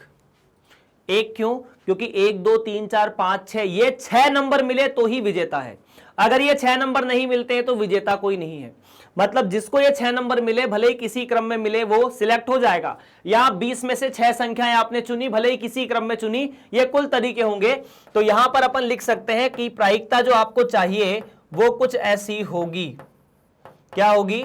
इस केस में जो प्रायिकता है वो 1/20C6 हो जाएगी, क्योंकि एक ही तरीका है और BC6 कुल तरीके हैं जिससे व्यक्ति विजेता बन सकता है। क्लियर है क्या? सो इस तरह से आप इस प्रश्न का उत्तर दे सकते थे। और मैंने आप लोगों से कहा भी था कि क्रमचय संचय एक बहुत ही बेहतरीन चैप्टर है जो प्रायिकता में काम देगा, तो यहां दे भी रहा है। खैर आगे बढ़ते हैं अगले प्रश्न की तरफ। प्रश्न नंबर 11 समाप्त, 12 की तरफ बढ़ते हैं। जांच कीजिए कि निम्न प्रायिकताएं PA और PB युक्ति संगत परिभाषित की गई है। मतलब आपको यह चेक करना है कि ये जो प्रायिकताएं हैं वो सही है या नहीं है। आपको क्या चेक करना है कि ये जो प्रायिकताएं लिखी है वो सही है या नहीं है। तो सर हमने जो प्रायिकता की दो महत्वपूर्ण चीजें पढ़ी थी, जो दो महत्वपूर्ण चीजें पढ़ी थी वो तो हमारे सामने ऐसी थी ना। पहला केस क्या था कि किसी भी घटना की प्रायिकता, चाहे वो जो भी घटना हो, वो सदैव 1 से छोटी या उसके बराबर या 0 से बड़ी या उसके बराबर होनी चाहिए। This is the first way. दूसरा क्या था? दूसरा हमने यह देखा था कि अगर जितनी भी प्रायिकताएं हैं उन सभी का योग करोगे तो वो 1 आना चाहिए, है ना। एक तो ये तरीका था। अब आप देख सकते हैं कि यहां पर PA और PB करोगे, क्योंकि ये तो A इंटरसेक्शन B है, ये अलग कहानी है। PA और PB 0.5 प्लस 0.7 1.2 आ रही है, ठीक है। और PA प्लस PB 0.5 प्लस 0.4 ये 1.9 आ रही है। लेकिन पता है ये सूत्र कब लगाया जाता है? ये सूत्र कब लगता है? ये सूत्र तब लगता है जब जितने भी इवेंट्स हैं, जितनी भी घटनाएं हैं, वो आपस में इंटरसेक्ट नहीं कर रही है ना। अगर इंटरसेक्ट कर रही है तो फिर कुछ और तरीका अप्लाई होगा। अप्लाई ये होगा, आप ध्यान से देखिए कि आपने प्रायिकता का सम्मिलन और सर्वनिष्ठ पढ़ा था। अगर मैं बात करता हूं PA और PB की, किसकी? PA और PB की, तो ये एक तरीका है जहां पर ये A नाम की घटना है, ये B नाम की घटना है।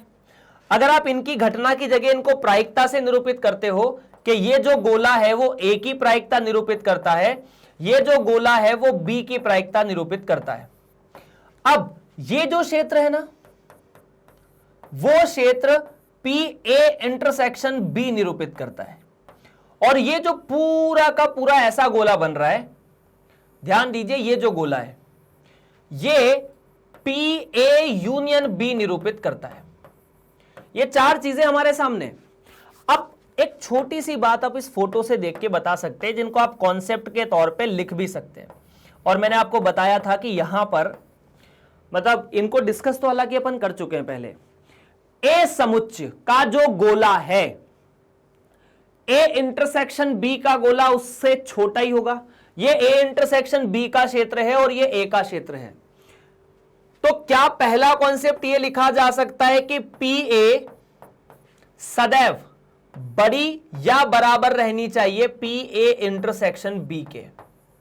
बराबर कब रह सकती है? जब PA A इंटरसेक्शन B के हो।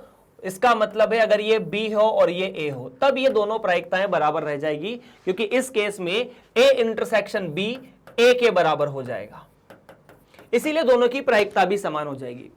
दूसरा कॉन्सेप्ट भी ये है कि PB, सिर्फ अगर PA के लिए नहीं बोल रहे अपन, PB के लिए भी बोल रहे हैं, ये PA इंटरसेक्शन B से बड़ी होनी चाहिए।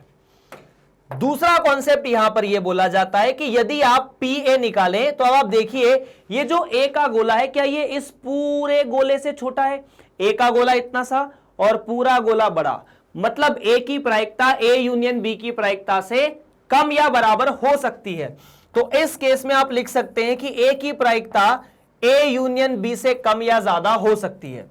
उसी तरह B की प्रायिकता भी A यूनियन B की प्रायिकता से कम या ज्यादा हो सकती है।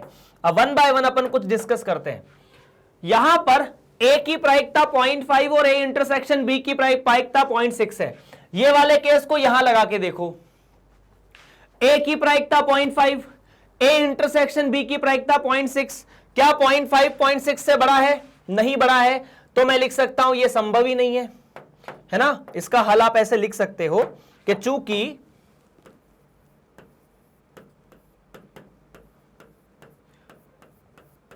PA बराबर 0.5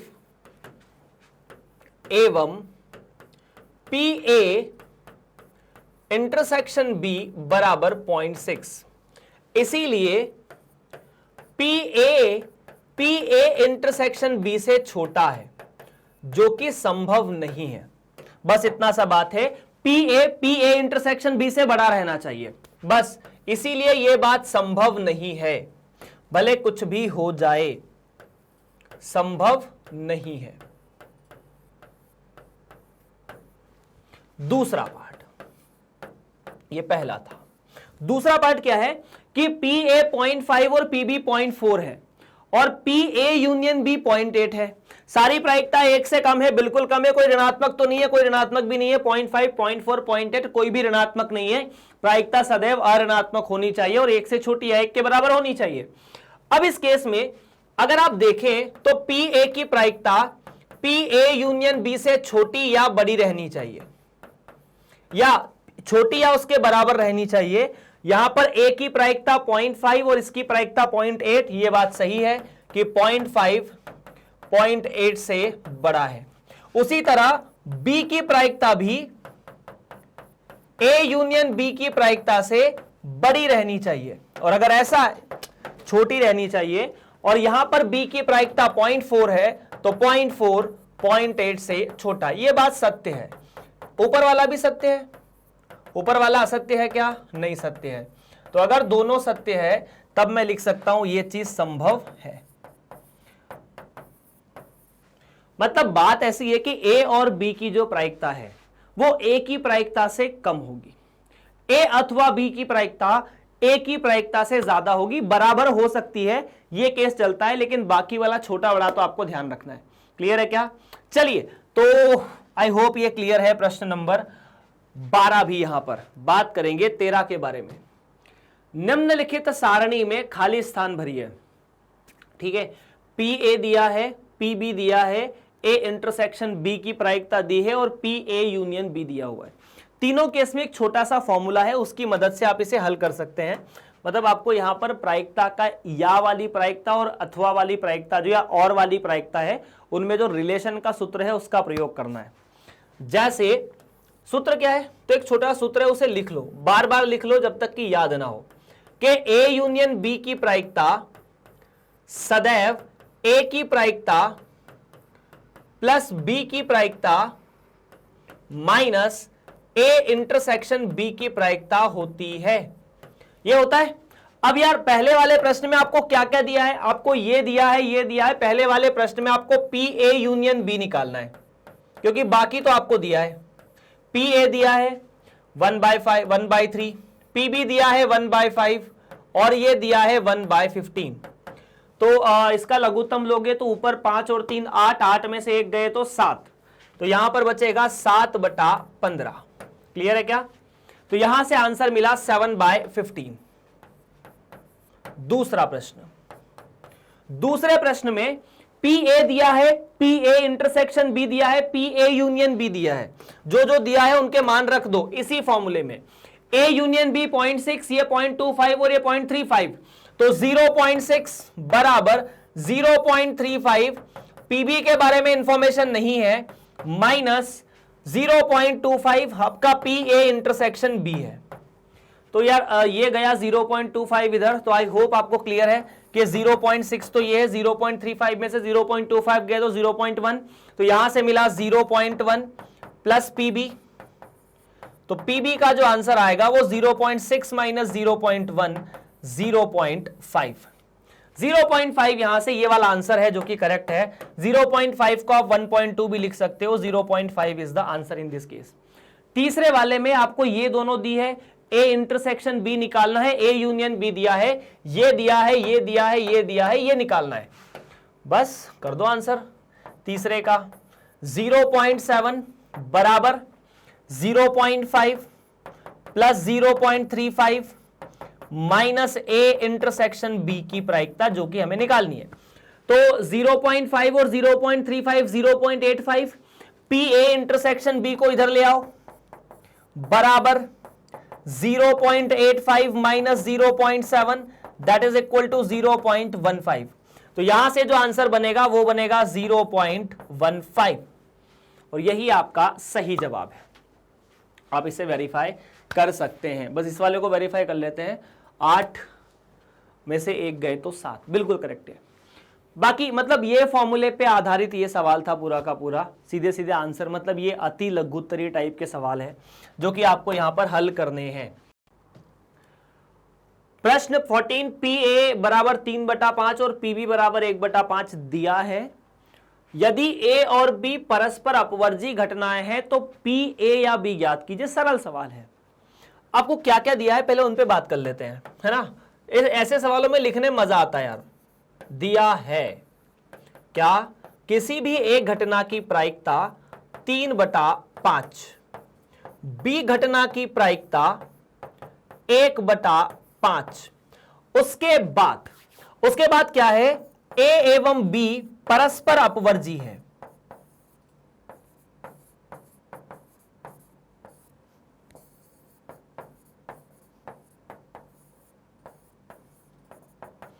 अच्छा, A और B परस्पर अपवर्जी, इसी पर बात कर लेते हैं, ठीक है। बस आपको निकालना क्या है, आपको ज्ञात करना है क्या,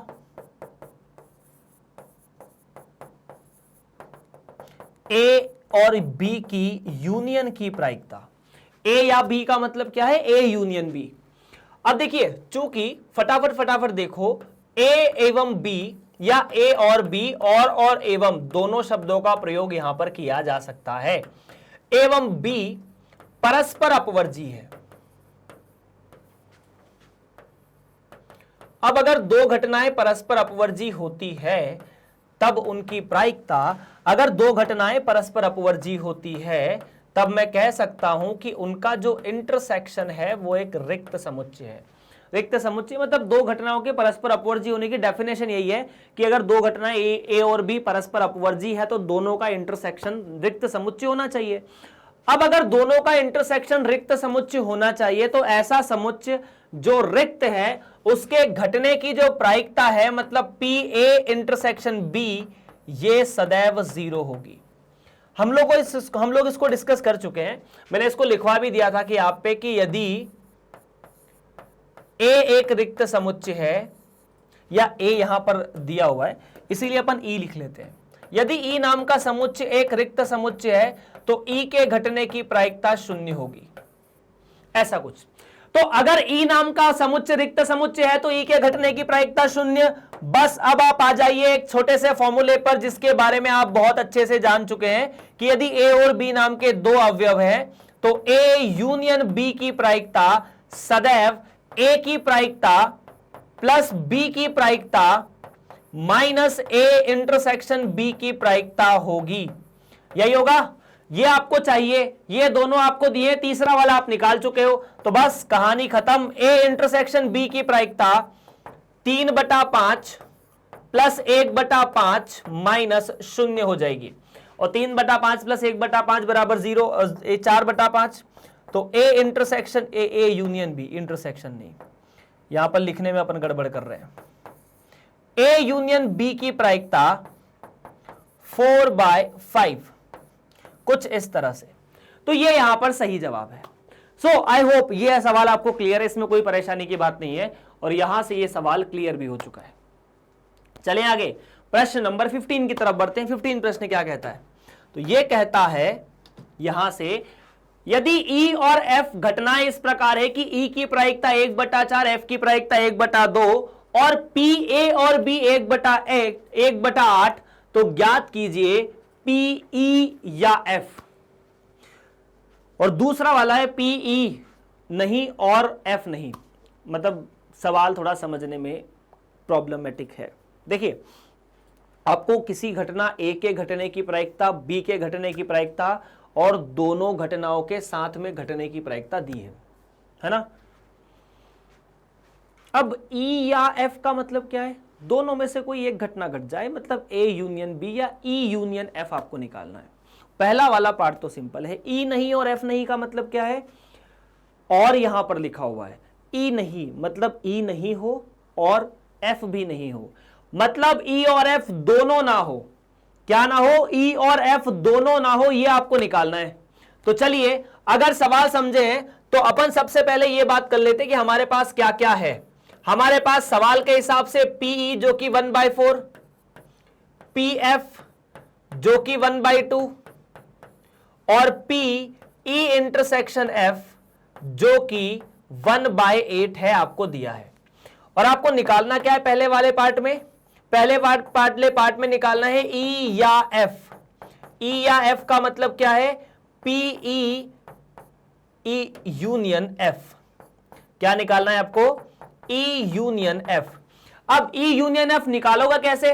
तो ई यूनियन एफ निकालने का तरीका सिंपल सा है, एक छोटा सूत्र होता है कि चूंकि किसी भी चीज में, किसी भी दो घटनाओं में प्रायिकता P E plus P F minus P E intersection F होती है। पीई यूनियन एफ तो हमें निकालना है, बाकी चीजें दी हुई है। तो P E union F is equal to 1/4 plus 1/2 minus 1/8। तो अगर अपन इसको एलसीएम लेके सॉल्व करेंगे तो ऊपर मिलेगा 2 + 4 minus 1/8, that should be equal to 5/8, है ना। तो ये कौन सी प्रायिकता है? ये वो प्रायिकता है जहां या तो ई हो जाए या एफ हो जाए, दोनों में से कोई एक हो जाए।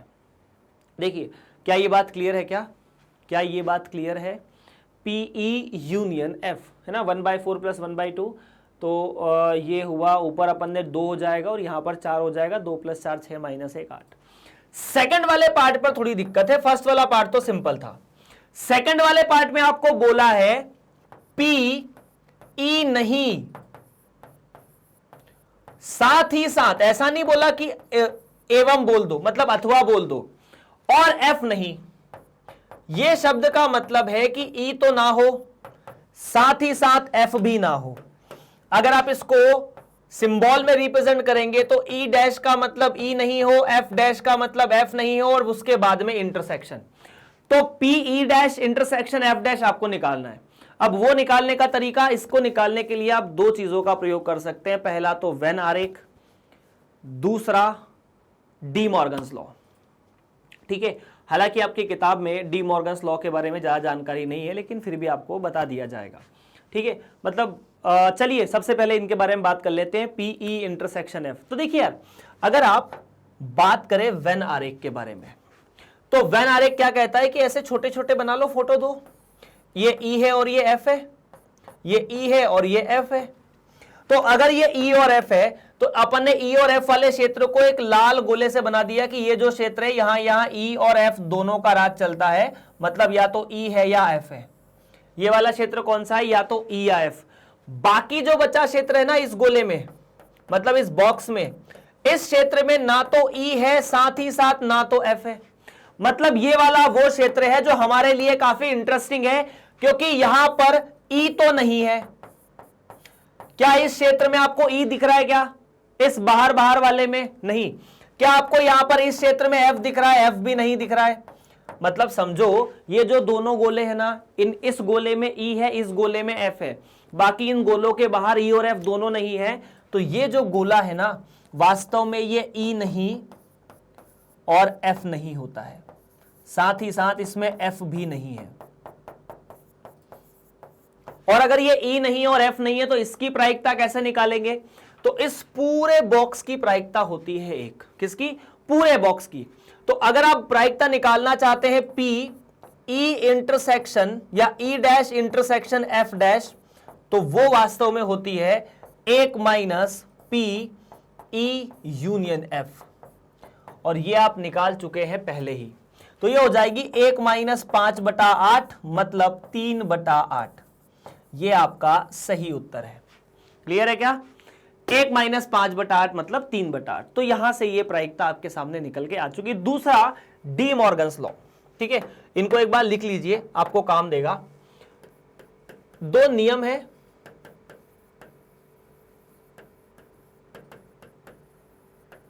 अब ये क्या है इनके बारे में बात करते हैं। डी मॉर्गन्स लॉ अपने समुच्चय में देखे थे कि यदि आपको मान लीजिए ए और बी नाम के दो समुच्चय हैं और आपको ए यूनियन बी का डैश निकालना है, पहला नियम तो ये था। दूसरा ये था कि आपको ए इंटरसेक्शन बी का डैश निकालना है। हमने इन पर सवाल भी किए थे। तो इसे आप ए का डैश निकालो, बी का डैश निकालो, यहां पर भी यही करो, ए का डैश निकालो, बी का डैश निकालो, लेकिन चिन्ह जो है वो बदल दो। अगर यहां यूनियन है तो यहां इंटरसेक्शन, अगर यहां इंटरसेक्शन है तो यहां union. So in this case अब अगर मैं आगे बढ़ता हूं, ठीक है, तो आपको बोला गया है यहां पर सवाल में प्रायिकता ई डैश इंटरसेक्शन एफ डैश, प्रश्न में तो यही है, विधि नंबर 2 बोल सकते हैं इसको अपन। तो जैसा ये है ना, वैसे ही प्रायिकता के नियम बन जाते हैं कि पी ए यूनियन बी का डैश, तो आप लिख सकते हैं कि ये प्रायिकता है A dash intersection B dash, simple. इसके अलावा दूसरा केस ये कि अगर आपको प्रायिकता निकालनी है ए इंटरसेक्शन बी डैश, तो ये है प्रायिकता ए डैश यूनियन बी डैश, बस। तो ई इंटरसेक्शन एफ डैश की प्रायिकता कितनी, प्रायिकता ई यूनियन एफ का डैश। और किसी भी समुच्चय में या किसी भी प्रायिकता में अगर आपको ए के डैश की प्रायिकता निकालनी है तो वो 1 माइनस पी ए होता है, तो यहां पर भी ये 1 माइनस पी ए या ई यूनियन एफ होगा, और बेसिकली 1 माइनस 5/8 दैट इज 3/8, क्योंकि ये आपने 5/8 पहले ही निकाल लिया है। तो इस प्रकार से इस प्रश्न का जवाब यहां पर समाप्त हो जाता है। यह विधि भी ठीक है, वेन आरेख विधि भी ठीक है। आपको पता है वेन आरेख से आप बहुत तरह के जवाब निकाल सकते हो। जैसे ये तो क्षेत्र है ई नहीं एफ नहीं, इतना इतना जो क्षेत्र है वो है सिर्फ ए, ये वाला क्षेत्र है या सिर्फ ई, ये वाला क्षेत्र है ई और एफ दोनों, ये वाला क्षेत्र है सिर्फ एफ। तो यहां पर आप बहुत तरह के सवाल, अलग अलग तरह के सवाल कर सकते हैं। It's totally depend on you के वेन आरेख का प्रयोग कैसे करें। घटना ई और एफ इस प्रकार है कि पी ई नहीं और एफ नहीं 0.25 है। बताइए कि घटना ई और एफ परस्पर अपवर्जी है या नहीं है। तो आपको प्रश्न में यह बोला है, ठीक है, कि पी ई नहीं साथ ही साथ एफ नहीं, यह आपको बोला गया है 0.25। अब आपको पता है ई नहीं एफ नहीं 0.25 है। ई नहीं और एफ नहीं को तो हम लोग ऐसे रिप्रेजेंट करते हैं, P E dash intersection F dash बराबर 0.25, यही है ना, P E dash intersection F dash 0.25। अब यहां लगा देते हैं डी मॉर्गन्स लॉ। क्या लगा देते हैं, D Morgan's law. De Morgan साहब क्या कहते थे, डी मॉर्गन साहब कह के गए हैं कि अगर ऐसा कुछ होता है तो आप इसे ऐसा भी लिख सकते हैं, ई यूनियन एफ का डैश जो कि बराबर है 0.25 के। ऐसा क्यों, क्योंकि उन्होंने कहा था कि अगर आपको यह प्रायिकता निकालनी है ई डैश इंटरसेक्शन एफ डैश, तो यह है प्रायिकता ई यूनियन एफ का डैश, तो यह चीज बराबर है। अब ए ई यूनियन एफ का जो डैश है उसे ऐसा लिखा जा सकता है 1 minus P E union F बराबर 0.25। क्यों सर जी, क्योंकि किसी भी समुच्चय में अगर उसके डैश की प्रायिकता निकालनी है तो वो 1 माइनस पी ए होता है, ऐसे ही होता है। तो यहां से अगर इसके ऋणात्मक किया, इसके डैश किया, इसके कॉम्प्लीमेंट की प्रोबेबिलिटी निकालनी है तो 1 minus the probability of the event. तो यहां से आपके सामने पीई यूनियन एफ बराबर 0.75, कितनी, 0.75। अगर ये 0.75 है, यह आपके सामने आई, ठीक है। अब परस्पर अपवर्जी घटनाएं क्या होती है, परस्पर अपवर्जी घटनाएं होती है कि उनका इंटरसेक्शन 0 होना चाहिए। क्या होना चाहिए, इंटरसेक्शन 0 होना चाहिए। तो अगर इंटरसेक्शन 0 है तो ए यूनियन बी 1 के आसपास 1 हो जाना चाहिए। अगर इंटरसेक्शन 0 है तो, जैसे आपको पता है कि इस केस में, आगे बढ़ जाए थोड़ा सा, आपको यहां पर यह चीज मिली कि प्रायिकता ई यूनियन एफ 0.75 है। अब एक छोटा सा हमारे सामने सूत्र भी है, वो सूत्र कहता है कि प्रायिकता ई यूनियन एफ बराबर P A plus P B minus P A intersection B. अब चूंकि ई ए और बी नाम के दो ही इवेंट है तो इनका सम तो 1 होगा, ठीक है, और उसमें से ये कुछ घटेगा तब जाके ये कुछ बनेगा। ये 0.75 है तो यहां 0.25 होना चाहिए था। या फिर मैं यहां पर साफ साफ ऐसा लिख दूं कि ये चीज मुझे साफ साफ दिख रही है कि ये ए इंटरसेक्शन बी 0 नहीं है। क्यों 0 नहीं है, या रिक्त 0 नहीं है बेसिकली। क्यों 0 नहीं है? क्योंकि ए यूनियन बी 0.75 है, और अगर ए यूनियन बी 0.75 है तो ए इंटरसेक्शन बी को कुछ ना कुछ तो होना पड़ेगा। कितना क्लियर है? तो इसका मतलब है कि अगर कोई भी समुच्चय अगर उसकी प्रायिकता शून्य नहीं है तो उसका इंटरसेक्शन रिक्त समुच्चय नहीं है, और अगर किसी समुच्चय का रिक्त समुच्चय इंटरसेक्शन रिक्त समुच्चय नहीं है, अच्छा हमने यहां ए और बी ले लिया है, ई और एफ की जगह पे थोड़ा करेक्शन होगा,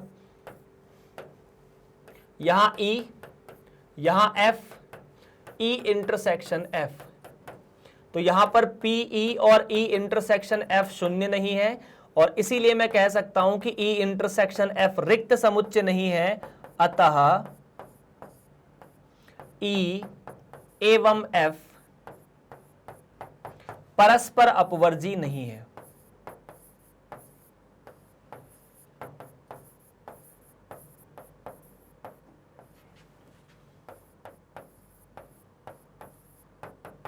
That's it। इस प्रकार से इस प्रश्न का जवाब लिखा जा सकता है। तो परस्पर अपवर्जी का मतलब यही है कि अगर दो घटनाएं परस्पर अपवर्जी है तो दोनों का सर्वनिष्ठ, दोनों का इंटरसेक्शन रिक्त समुच्चय आना चाहिए, जो नहीं है इस केस में। सो बस इतनी सी बात है। प्रायिकता अगर शून्य नहीं है तो दोनों का सर्वनिष्ठ रिक्त समुच्चय नहीं हो सकता है। चलिए, घटना ए और बी इस प्रकार है कि पी ए बराबर 0.42, पी बी बराबर 0.48 और पी ए और बी बराबर 0.46। आपको ये तीन चीजें निकालनी है, ए नहीं, बी नहीं और ए अथवा बी। ए या बी, ए अथवा बी, बात सेम है। तो आपको क्या क्या दिया है? तो छोटी छोटी चीजें दी हुई है। सबसे पहले कि किसी घटना ए की प्रायिकता 0.42, किसी घटना बी की प्रायिकता 0.48 और किसी घटना ए इंटरसेक्शन बी की प्रायिकता यह है 0.16। ये छोटी छोटी चीजें इनको याद रख लेना ना, कि यदि या शब्द का प्रयोग होता है या फिर अथवा, इन शब्दों का प्रयोग होता है तो वहां पर हम सम्मिलन के बारे में बात करते हैं, यूनियन के बारे में बात करते हैं। अगर कहीं पर और शब्द का प्रयोग होता है और या एवं का प्रयोग होता है तब आप इंटरसेक्शन के बारे में बात करते हो। ये चारों शब्द अलग अलग हैं। हम दैनिक जीवन में या, अथवा और एवं को एक ही चीज मानते हैं। आप प्रश्न पत्र देखते हो परीक्षा का, उसमें एक प्रश्न होता है कि निम्न प्रश्नों में से कोई एक प्रश्न हल कीजिए, और वहां पर अथवा लगा होता है दोनों के बीच में कि ये लिखा हुआ है अथवा ये लिखा हुआ है, दोनों में से कोई एक हल करना है। तो अथवा में आप क्या करते हैं? या तो ऊपर वाला हल करते हैं, नीचे वाला हल करते हैं। अगर आप दोनों भी हल कर दे तो भी आपको नंबर तो एक ही के मिलेंगे। और वाले में क्या होता है? जैसे मान लीजिए किसी प्रश्न के दो भाग हैं, दोनों ही हल करने हैं, तो वहां और का प्रयोग हो जाएगा कि ये करोगे तभी जाके पूरे नंबर मिलेंगे। खैर, पहला भाग आपसे पूछा है पी ए नहीं। क्या पूछा है? पी ए नहीं। ए नहीं मतलब ए डैश। इसका मतलब क्या है? ए डैश की प्रायिकता।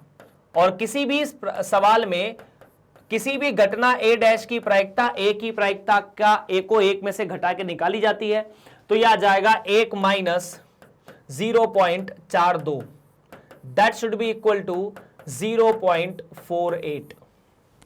ओके। दूसरा पी बी नहीं। ये सिंपल सवाल है सारे के सारे यार। प्रायिकता बी नहीं मतलब बी के नहीं होने की प्रायिकता, और बी नहीं की जो प्रायिकता है वो भी कुछ इसी तरह से आएगी, पी बी डैश, और पी बी डैश बराबर 1 माइनस पी बी, और 1 माइनस पी बी का मतलब है 1 माइनस 0.48, जो कि हो जाएगी 0.52। यहां पर भी 58 होना चाहिए, है ना? ओके। नेक्स्ट है तीसरा, पी ए या बी। तीसरा भाग क्या है सर जी? तीसरा भाग है पी ए या बी। अब यहां पर ए या बी का मतलब क्या है? ए या बी का मतलब है ए यूनियन बी की प्रायिकता। और एक छोटा सा सूत्र है जिसे आप लोगों को याद करने की बार बार रिक्वेस्ट की जा रही है, और वो इसीलिए की जा रही है क्योंकि इस सूत्र के बिना आप प्रायिकता के बहुत सारे सवाल अधूरे छोड़ दोगे। आपके सामने तीनों प्रायिकता है, आप फटाफट निकाल लो। तो यहां से 0.42 प्लस 0.48 माइनस 0.16, 48 और 42 90, 90 में से 16 गए तो 7 पॉइंट या 0.74 ये आपका आंसर होगा। तो ये सिंपल सा कैलकुलेशन है, ठीक है। इस फॉर्मूले को याद रखना काफी काम देने वाला है यार। या फिर अथवा शब्द का प्रयोग है तो यूनियन ले लो, जो कि हमने यहां पर लिया। एवं या और का प्रयोग है तो आप इंटरसेक्शन ले सकते हैं, जो कि मतलब आपको कई प्रश्नों में कराया भी जा चुका है। नेक्स्ट प्रश्न नंबर 18, एक पाठशाला की 11 के 40% विद्यार्थी गणित पढ़ते हैं और 30% विद्यार्थी जीव विज्ञान पढ़ते हैं। कक्षा के 10% विद्यार्थी गणित और जीव विज्ञान दोनों पढ़ते हैं। यदि कक्षा का एक विद्यार्थी यादृच्छा चुना जाता है, a student from the class is randomly selected, तो प्रोबेबिलिटी ज्ञात कीजिए या प्रायिकता ज्ञात कीजिए कि वह गणित या जीव विज्ञान पढ़ता होगा। अब यहां पर आपको कहानी प्रतिशत में दी है, तो सबसे पहले प्रतिशत को प्रायिकता में कैसे बदला जाए, है ना। तो अपन थोड़ा सा पहले जो दिया है वो लिख लेते हैं, क्या क्या दिया है, ठीक है। अपन यहां पे मान लेते हैं ए जो है, ठीक है, वो गणित पढ़ने वाले विद्यार्थियों का प्रतिशत है। गणित पढ़ने वाले विद्यार्थियों का प्रतिशत,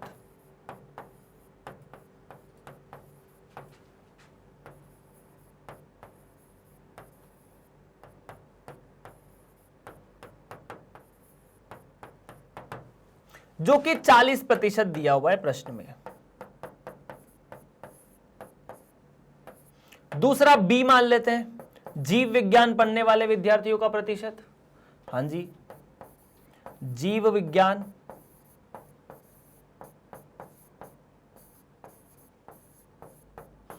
पढ़ने वाले विद्यार्थियों का प्रतिशत।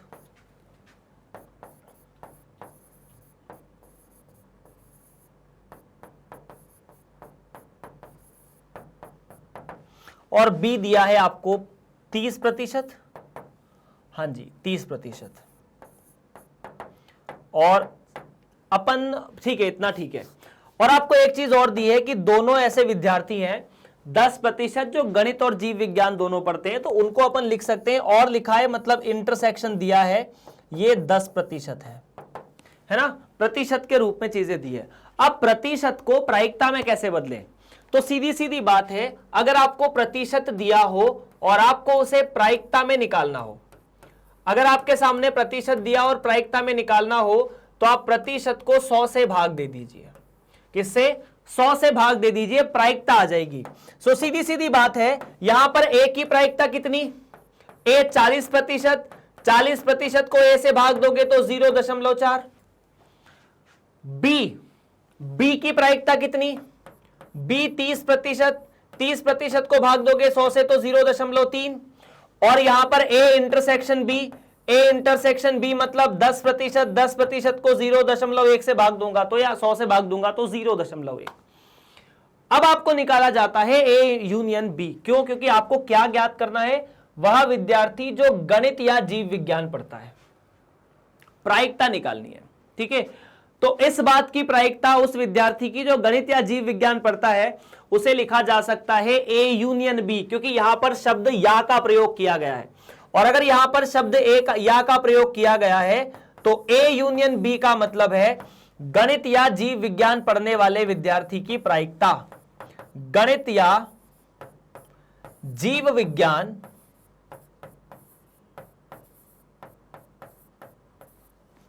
पढ़ने वाले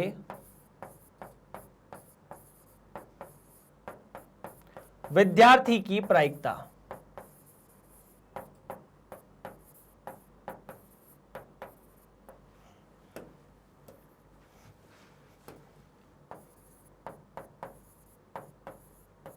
और इसके लिए तो हमारे पास छोटा सा फॉर्मूला है ही।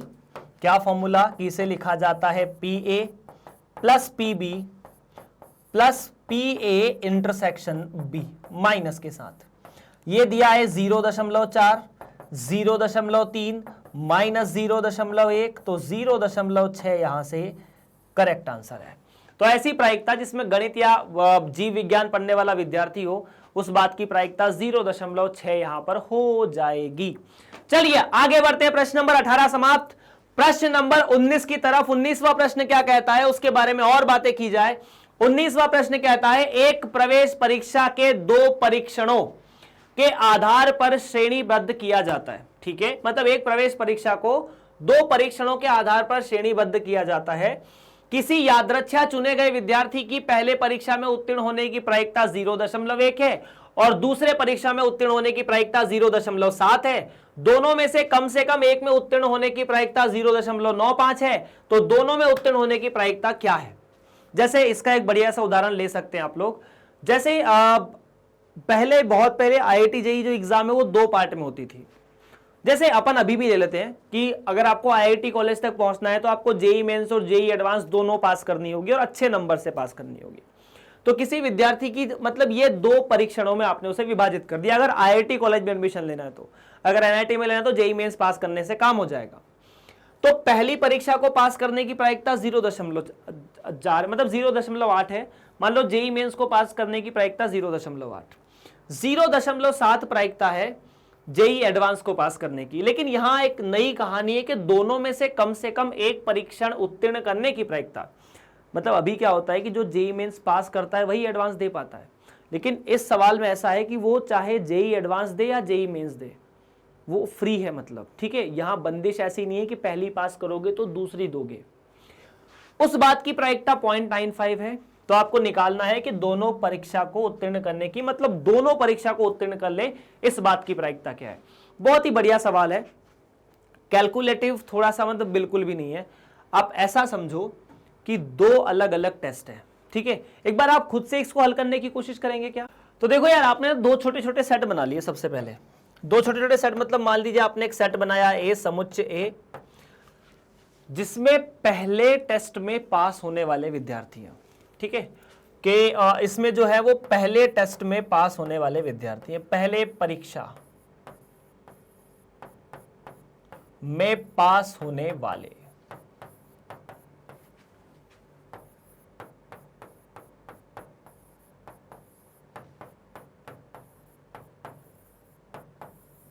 ठीक है, अच्छा यहीं पर अगर मैं बी नाम का समुच्चय बनाऊंगा तो यहां का मतलब है दूसरी परीक्षा में पास होने वाले। ये पहले नहीं, पहली होगी फिर तो, है ना?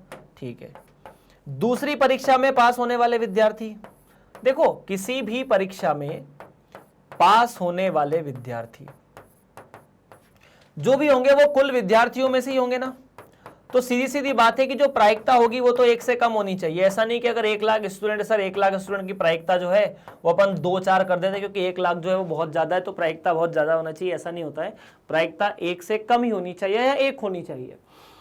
तो यहां पर आपको 2 चीजें दी है कि एक ही प्रायिकता, मतलब पहले परीक्षा में पास होने वाले विद्यार्थी की प्रायिकता 0.8 और वहीं पर दूसरी परीक्षा में पास होने वाले विद्यार्थी की प्रायिकता 0.7 है। नाउ अब आपको बोला है कि दोनों में से कम एक परीक्षा में उत्तीर्ण होने वाले विद्यार्थियों की प्रायिकता, मतलब विद्यार्थी या तो ए में उत्तीर्ण हो जाए या बी में हो जाए या दोनों में हो जाए। कम से कम का मतलब क्या है, दोनों में भी हो सकता है। ठीक है, जैसे आपके सामने 2 फल रखे हैं, है ना, एक आम और एक मान लेते हैं चीकू। अब आपको बोला है कि दोनों में से कम एक खाना है, तो ऑब्वियस सी बात है आप एक खा सकते हैं, दोनों खा सकते हैं, लेकिन ऐसा ना हो कि दोनों कुछ भी ना खाएं। तो दोनों में से कम एक का मतलब तो यही है। तो इसका मतलब है आपको दिया हुआ है ए यूनियन बी और वो दिए 0.95। आपको निकालना क्या है कि दोनों परीक्षा को पास करने की प्रायिकता।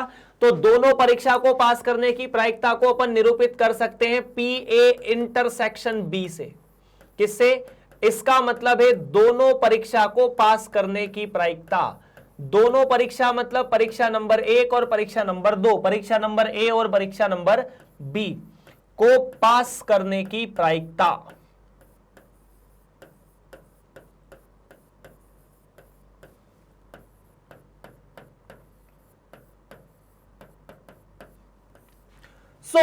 अगर मैं यहां पर इसे लिखने की कोशिश करूं तो पी ए यूनियन बी का मतलब क्या है?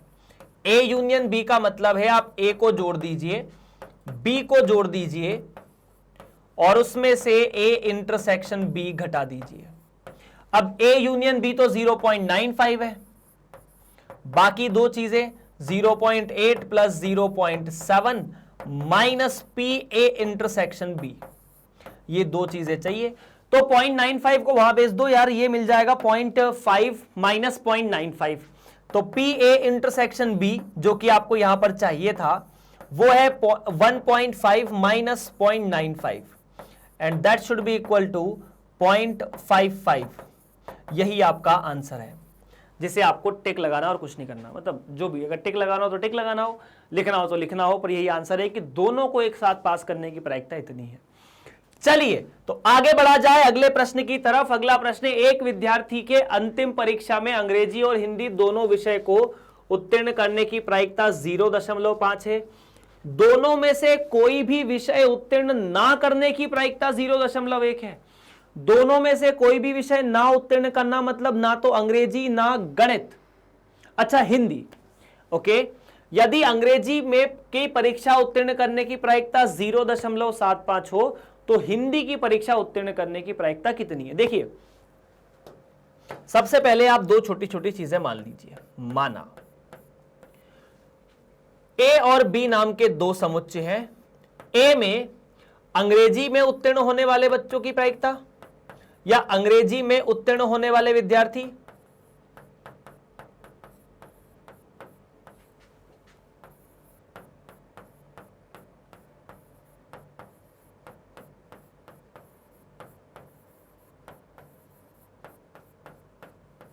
और बी में गणित हिंदी।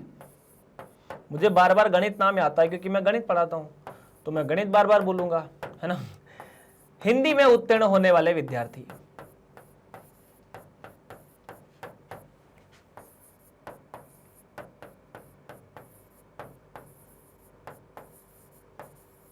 अब अंग्रेजी में उत्तीर्ण होने वाले विद्यार्थी और गणित में उत्तीर्ण होने वाले विद्यार्थी हैं, तो इनमें आपको एक चीज दी है कि दोनों विषय में उत्तीर्ण होने वाले, तो दोनों विषय में उत्तीर्ण होने वाले जो विद्यार्थी हैं वो ए इंटरसेक्शन बी होंगे, जो कि 0.5 दिए हैं, ये आपको दिया है ना।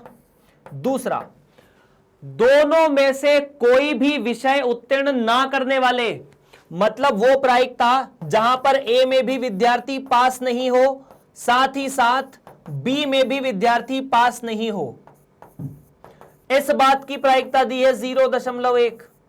और आपको पता है ये चीज क्या है, हम लोग इसको डिस्कस कर चुके हैं। ये प्रायिकता है वास्तव में ए इंटरसेक्शन बी का डैश, या ए इंटरसेक्शन बी का डैश नहीं, ए यूनियन बी का डैश, ठीक है। ये है बेसिकली ए डैश इंटरसेक्शन बी डैश, जो कि दी है 0.1। अगर ये 0.1 है तो इसके बाद मैंने आपको बताया था कि इस प्रायिकता को हम ऐसे लिख सकते हैं, 1 minus P A union B बराबर 0.1। छोटी छोटी चीजें हैं, याद रखते जाइए कि A dash intersection B dash बराबर 1 minus P A union B. इसीलिए ए यूनियन बी को इधर लेकर आए तो आपके सामने बचता है पी ए यूनियन बी बराबर 0.9। आपको और कुछ दिया है, यदि अंग्रेजी में उत्तीर्ण करने की प्रायिकता, अंग्रेजी में उत्तीर्ण होने वाले विद्यार्थी ए है तो अंग्रेजी में उत्तीर्ण होने वाले विद्यार्थी की प्रायिकता 0.75 है। अगर यह 0.75 है तो यहां से आप एक छोटा सा सूत्र जानते हैं, आपको चाहिए क्या, हिंदी में परीक्षा उत्तीर्ण करने वाले विद्यार्थी, मतलब आपको बी वाली प्रायिकता चाहिए। ए इंटरसेक्शन बी और यूनियन आपको पता है, तो in this case P A union B is equal to P A plus P B minus P A intersection B. तो यार पी ए यूनियन बी तो 0.9 है, P A 0.75, A union B के बारे में तो या पी बी के बारे में जानकारी नहीं है, ए इंटरसेक्शन बी 0.5 है। तो यार 0.9 बराबर 0.75 में से 0.5 गए तो 0.25 प्लस पीबी, इसे इधर ले आओ तो 0.9 माइनस 0.25 बराबर पीबी। 90 में से अगर 25 जाएगा तो 65 बचेगा, तो 0.65 इज द पीबी, और यही आपका जवाब है। इसमें कोई चिंता की बात नहीं होनी चाहिए।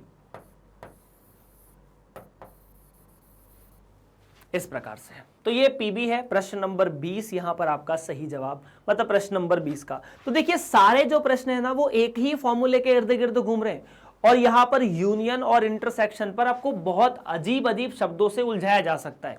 जितने सवालों की प्रैक्टिस करोगे, इसमें हम एमसीक्यू की प्रैक्टिस करेंगे, वो और भी बढ़िया सवाल होंगे जहां पर उलझन बहुत ज्यादा होगी, और जितनी ज्यादा उलझेंगे उतनी ज्यादा सवाल हम लोग करेंगे। ठीक है, खैर कक्षा 60 के विद्यार्थियों में से 30 ने एनसीसी, 32 ने एनएसएस और 24 ने दोनों को चुना है।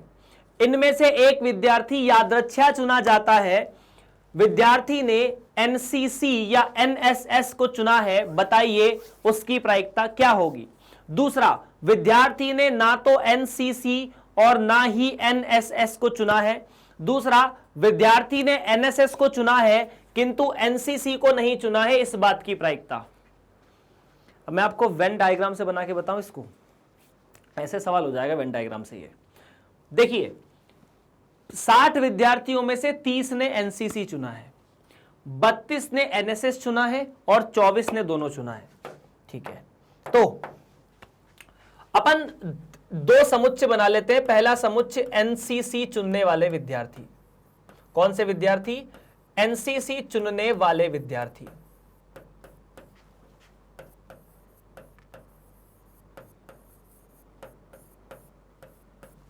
बी नाम का समुच्चय है एनएसएस चुनने वाले विद्यार्थी। एनएसएस होता है बेसिकली वो ना, एनएसएस चुनने वाले विद्यार्थी।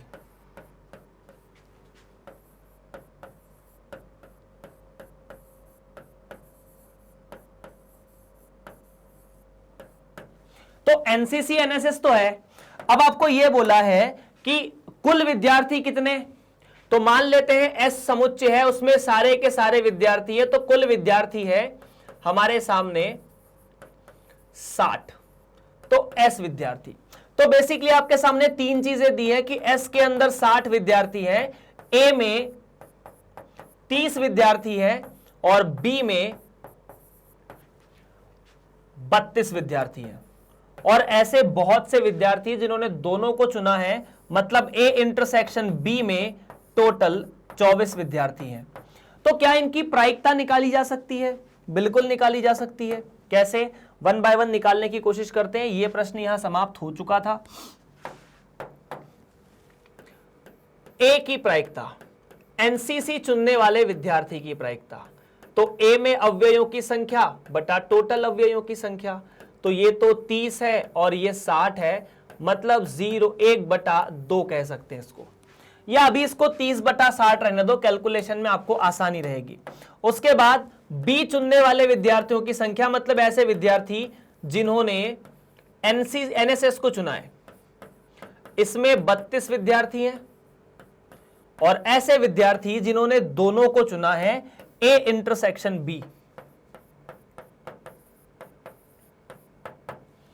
इसमें ए इंटरसेक्शन बी में विद्यार्थियों की संख्या डिवाइडेड बाय टोटल विद्यार्थियों की संख्या 24/60। ठीक है, इतना क्लियर है ना। अब एक बड़ा सा वेन डायग्राम बनाते हैं जिसमें ए और बी नाम के दो समुच्चय हैं, ए और बी, है ना। तो ए और बी नाम के जो समुच्चय हैं उसमें मान लेते हैं कि ये जो गोला है वो ए की प्रायिकता है, ये जो गोला है वो बी की प्रायिकता है, और इस डब्बे में जितनी भी प्रायिकता है ना उन सभी का योग 0 होता है। सबसे पहले वो प्रायिकता यहां लिख दो जो दोनों में कॉमन है, जो कि है 24/60। कितनी? 24/60। ये सिर्फ और सिर्फ इस वाले इस डिब्बे के अंदर है, मतलब ये इससे बाहर नहीं जाएगी। क्लियर है क्या? ये 24/60 कहां की प्रायिकता है? ये इतने इतने क्षेत्र की प्रायिकता है। अच्छा, अब आपको ये वाले क्षेत्र की प्रायिकता निकालनी है, ये वाले की। तो ये वाला जो क्षेत्र है ना, ठीक है, ये वाला क्षेत्र है केवल ए वाले प्रायिकता, केवल ए की प्रायिकता, केवल ए की प्रायिकता। तो केवल ए की प्रायिकता का मतलब है आप ए की प्रायिकता में से ए इंटरसेक्शन बी की प्रायिकता घटा दीजिए, तो ए की प्रायिकता 30/60, ए इंटरसेक्शन बी की प्रायिकता 24/60, मतलब 6/60। तो ये वाली प्रायिकता आई 6/60। उसी तरह केवल बी की प्रायिकता कितनी आ जाएगी? केवल बी की प्रायिकता के लिए आप 32/60 में से बी की प्रायिकता घटा देंगे। तो अगर मैं यहां पर कहना चाहूं केवल बी की प्रायिकता,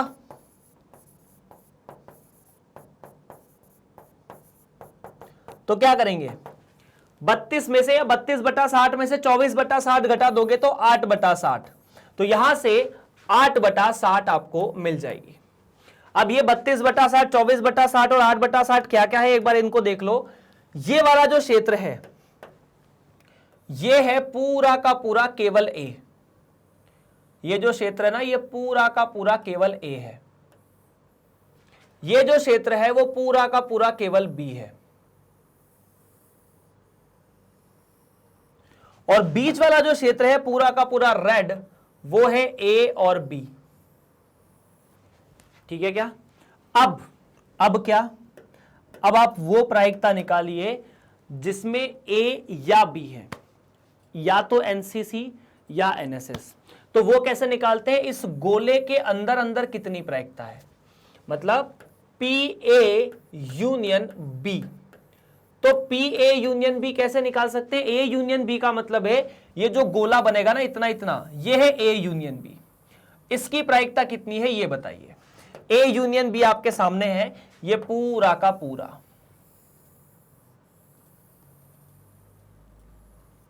तो इसको निकालने का तरीका बड़ा सिंपल है। कैसे?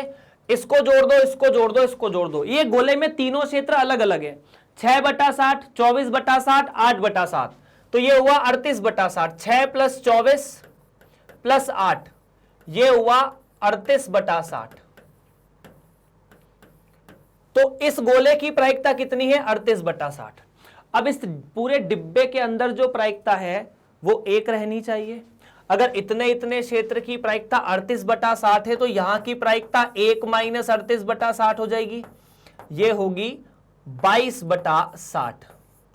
और ये जो प्रायिकता है इसमें ना तो ए है, देख लो क्या यहां पर ए है? नहीं है, ना बी है, क्योंकि ए और बी तो गोले के अंदर है। अब पूरे प्रश्न का जवाब देते हैं। आपने वेन डायग्राम बना लिया, ये देखना जरूरी भी था, इसको जानना भी जरूरी था। विद्यार्थी ने एनसीसी या एनएसएस चुना है, विद्यार्थी ने एनसीसी या एनएसएस चुना है, मतलब वो इस गोले, इस ब्लैक गोले के अंदर है, या तो इस वाले क्षेत्र में है या इस वाले क्षेत्र में है। तो आप इसे सीधा सीधा निकाल सकते हैं। दैट इज आंसर इसका जो आएगा वो आएगा 38/60। ऐसा क्यों? आप चाहो तो ए और बी के यूनियन से भी कर सकते हो। 32 और 30 माइनस ए इंटरसेक्शन बी, 32 30 62, 62 में से 24 घटा दो 38, 38/60। ठीक है क्या? 62 में से 4 गए तो 58, 58 में से 20 गए तो 38। बिल्कुल सही है। मतलब हम बेसिकली इसके लिए तो ये वाला फॉर्मूला भी प्रयोग में ला सकते थे कि पी ए यूनियन बी, या तो वाले में क्या है? ए यूनियन बी बराबर P A plus P B minus P A intersection B. दूसरा वाला भाग, विद्यार्थी ने ना तो एनसीसी ना एनएसएस चुना है। ना तो एनसीसी ना एनएसएस वाले कौन से लोग हैं? ना तो एनसीसी ना एनएसएस वाले ये लोग हैं 22/60। ना तो एनसीसी ना एनएसएस वाले को ऐसे निकाल सकते थे कि उसने ए भी नहीं चुना, साथ ही साथ उसने बी भी नहीं चुना, जिसे लिख सकते हैं A union B, 1 - A union B. ये फॉर्मूला याद रख लीजिए कि probability of A dash intersection B dash is always equal to 1 - probability of A union B. और ये चीज तो 38/60 है, तो 1 - 38/60, जिसे आप 22/60 लिख सकते हो। और वो चीज आपने पहले ही वेन आरेख से निकाल ली थी, है ना? तीसरा वाला केस, उसने एनएसएस तो चुना है पर एनसीसी नहीं चुना है। एनएसएस तो चुना है पर एनसीसी नहीं चुना है, इसका मतलब विद्यार्थी केवल और केवल बी समुच्चय में है। एनएसएस तो चुना है पर एनसीसी नहीं चुना है। बी वाले कौन थे? एनएसएस वाले। ए वाले कौन थे? एनसीसी वाले। सवाल में बोला है कि विद्यार्थी ने एनएसएस चुना है किंतु एनसीसी नहीं, मतलब आपको कौन लोग चाहिए? वो विद्यार्थी जो सिर्फ और सिर्फ बी वाले हैं। तो आपको यहां कौन चाहिए? सिर्फ बी वाले। और सिर्फ बी की प्रायिकता कैसे निकाली जाती है? सिर्फ बी की प्रायिकता में से सिर्फ बी का मतलब है, सिर्फ बी की प्रायिकता जो आपको चाहिए उसका मतलब है आप बी में से, और प्रायिकता सिर्फ बी मतलब सिर्फ एनएसएस। एनएसएस की प्रायिकता में से ए इंटरसेक्शन बी की प्रायिकता घटा दो। तो अगर आप चाहो तो 32/60 में से 24/60 घटा दो, आंसर आपका 8/60 आएगा। ये सारे आंसर यहां पर आपको लिखे हुए हैं।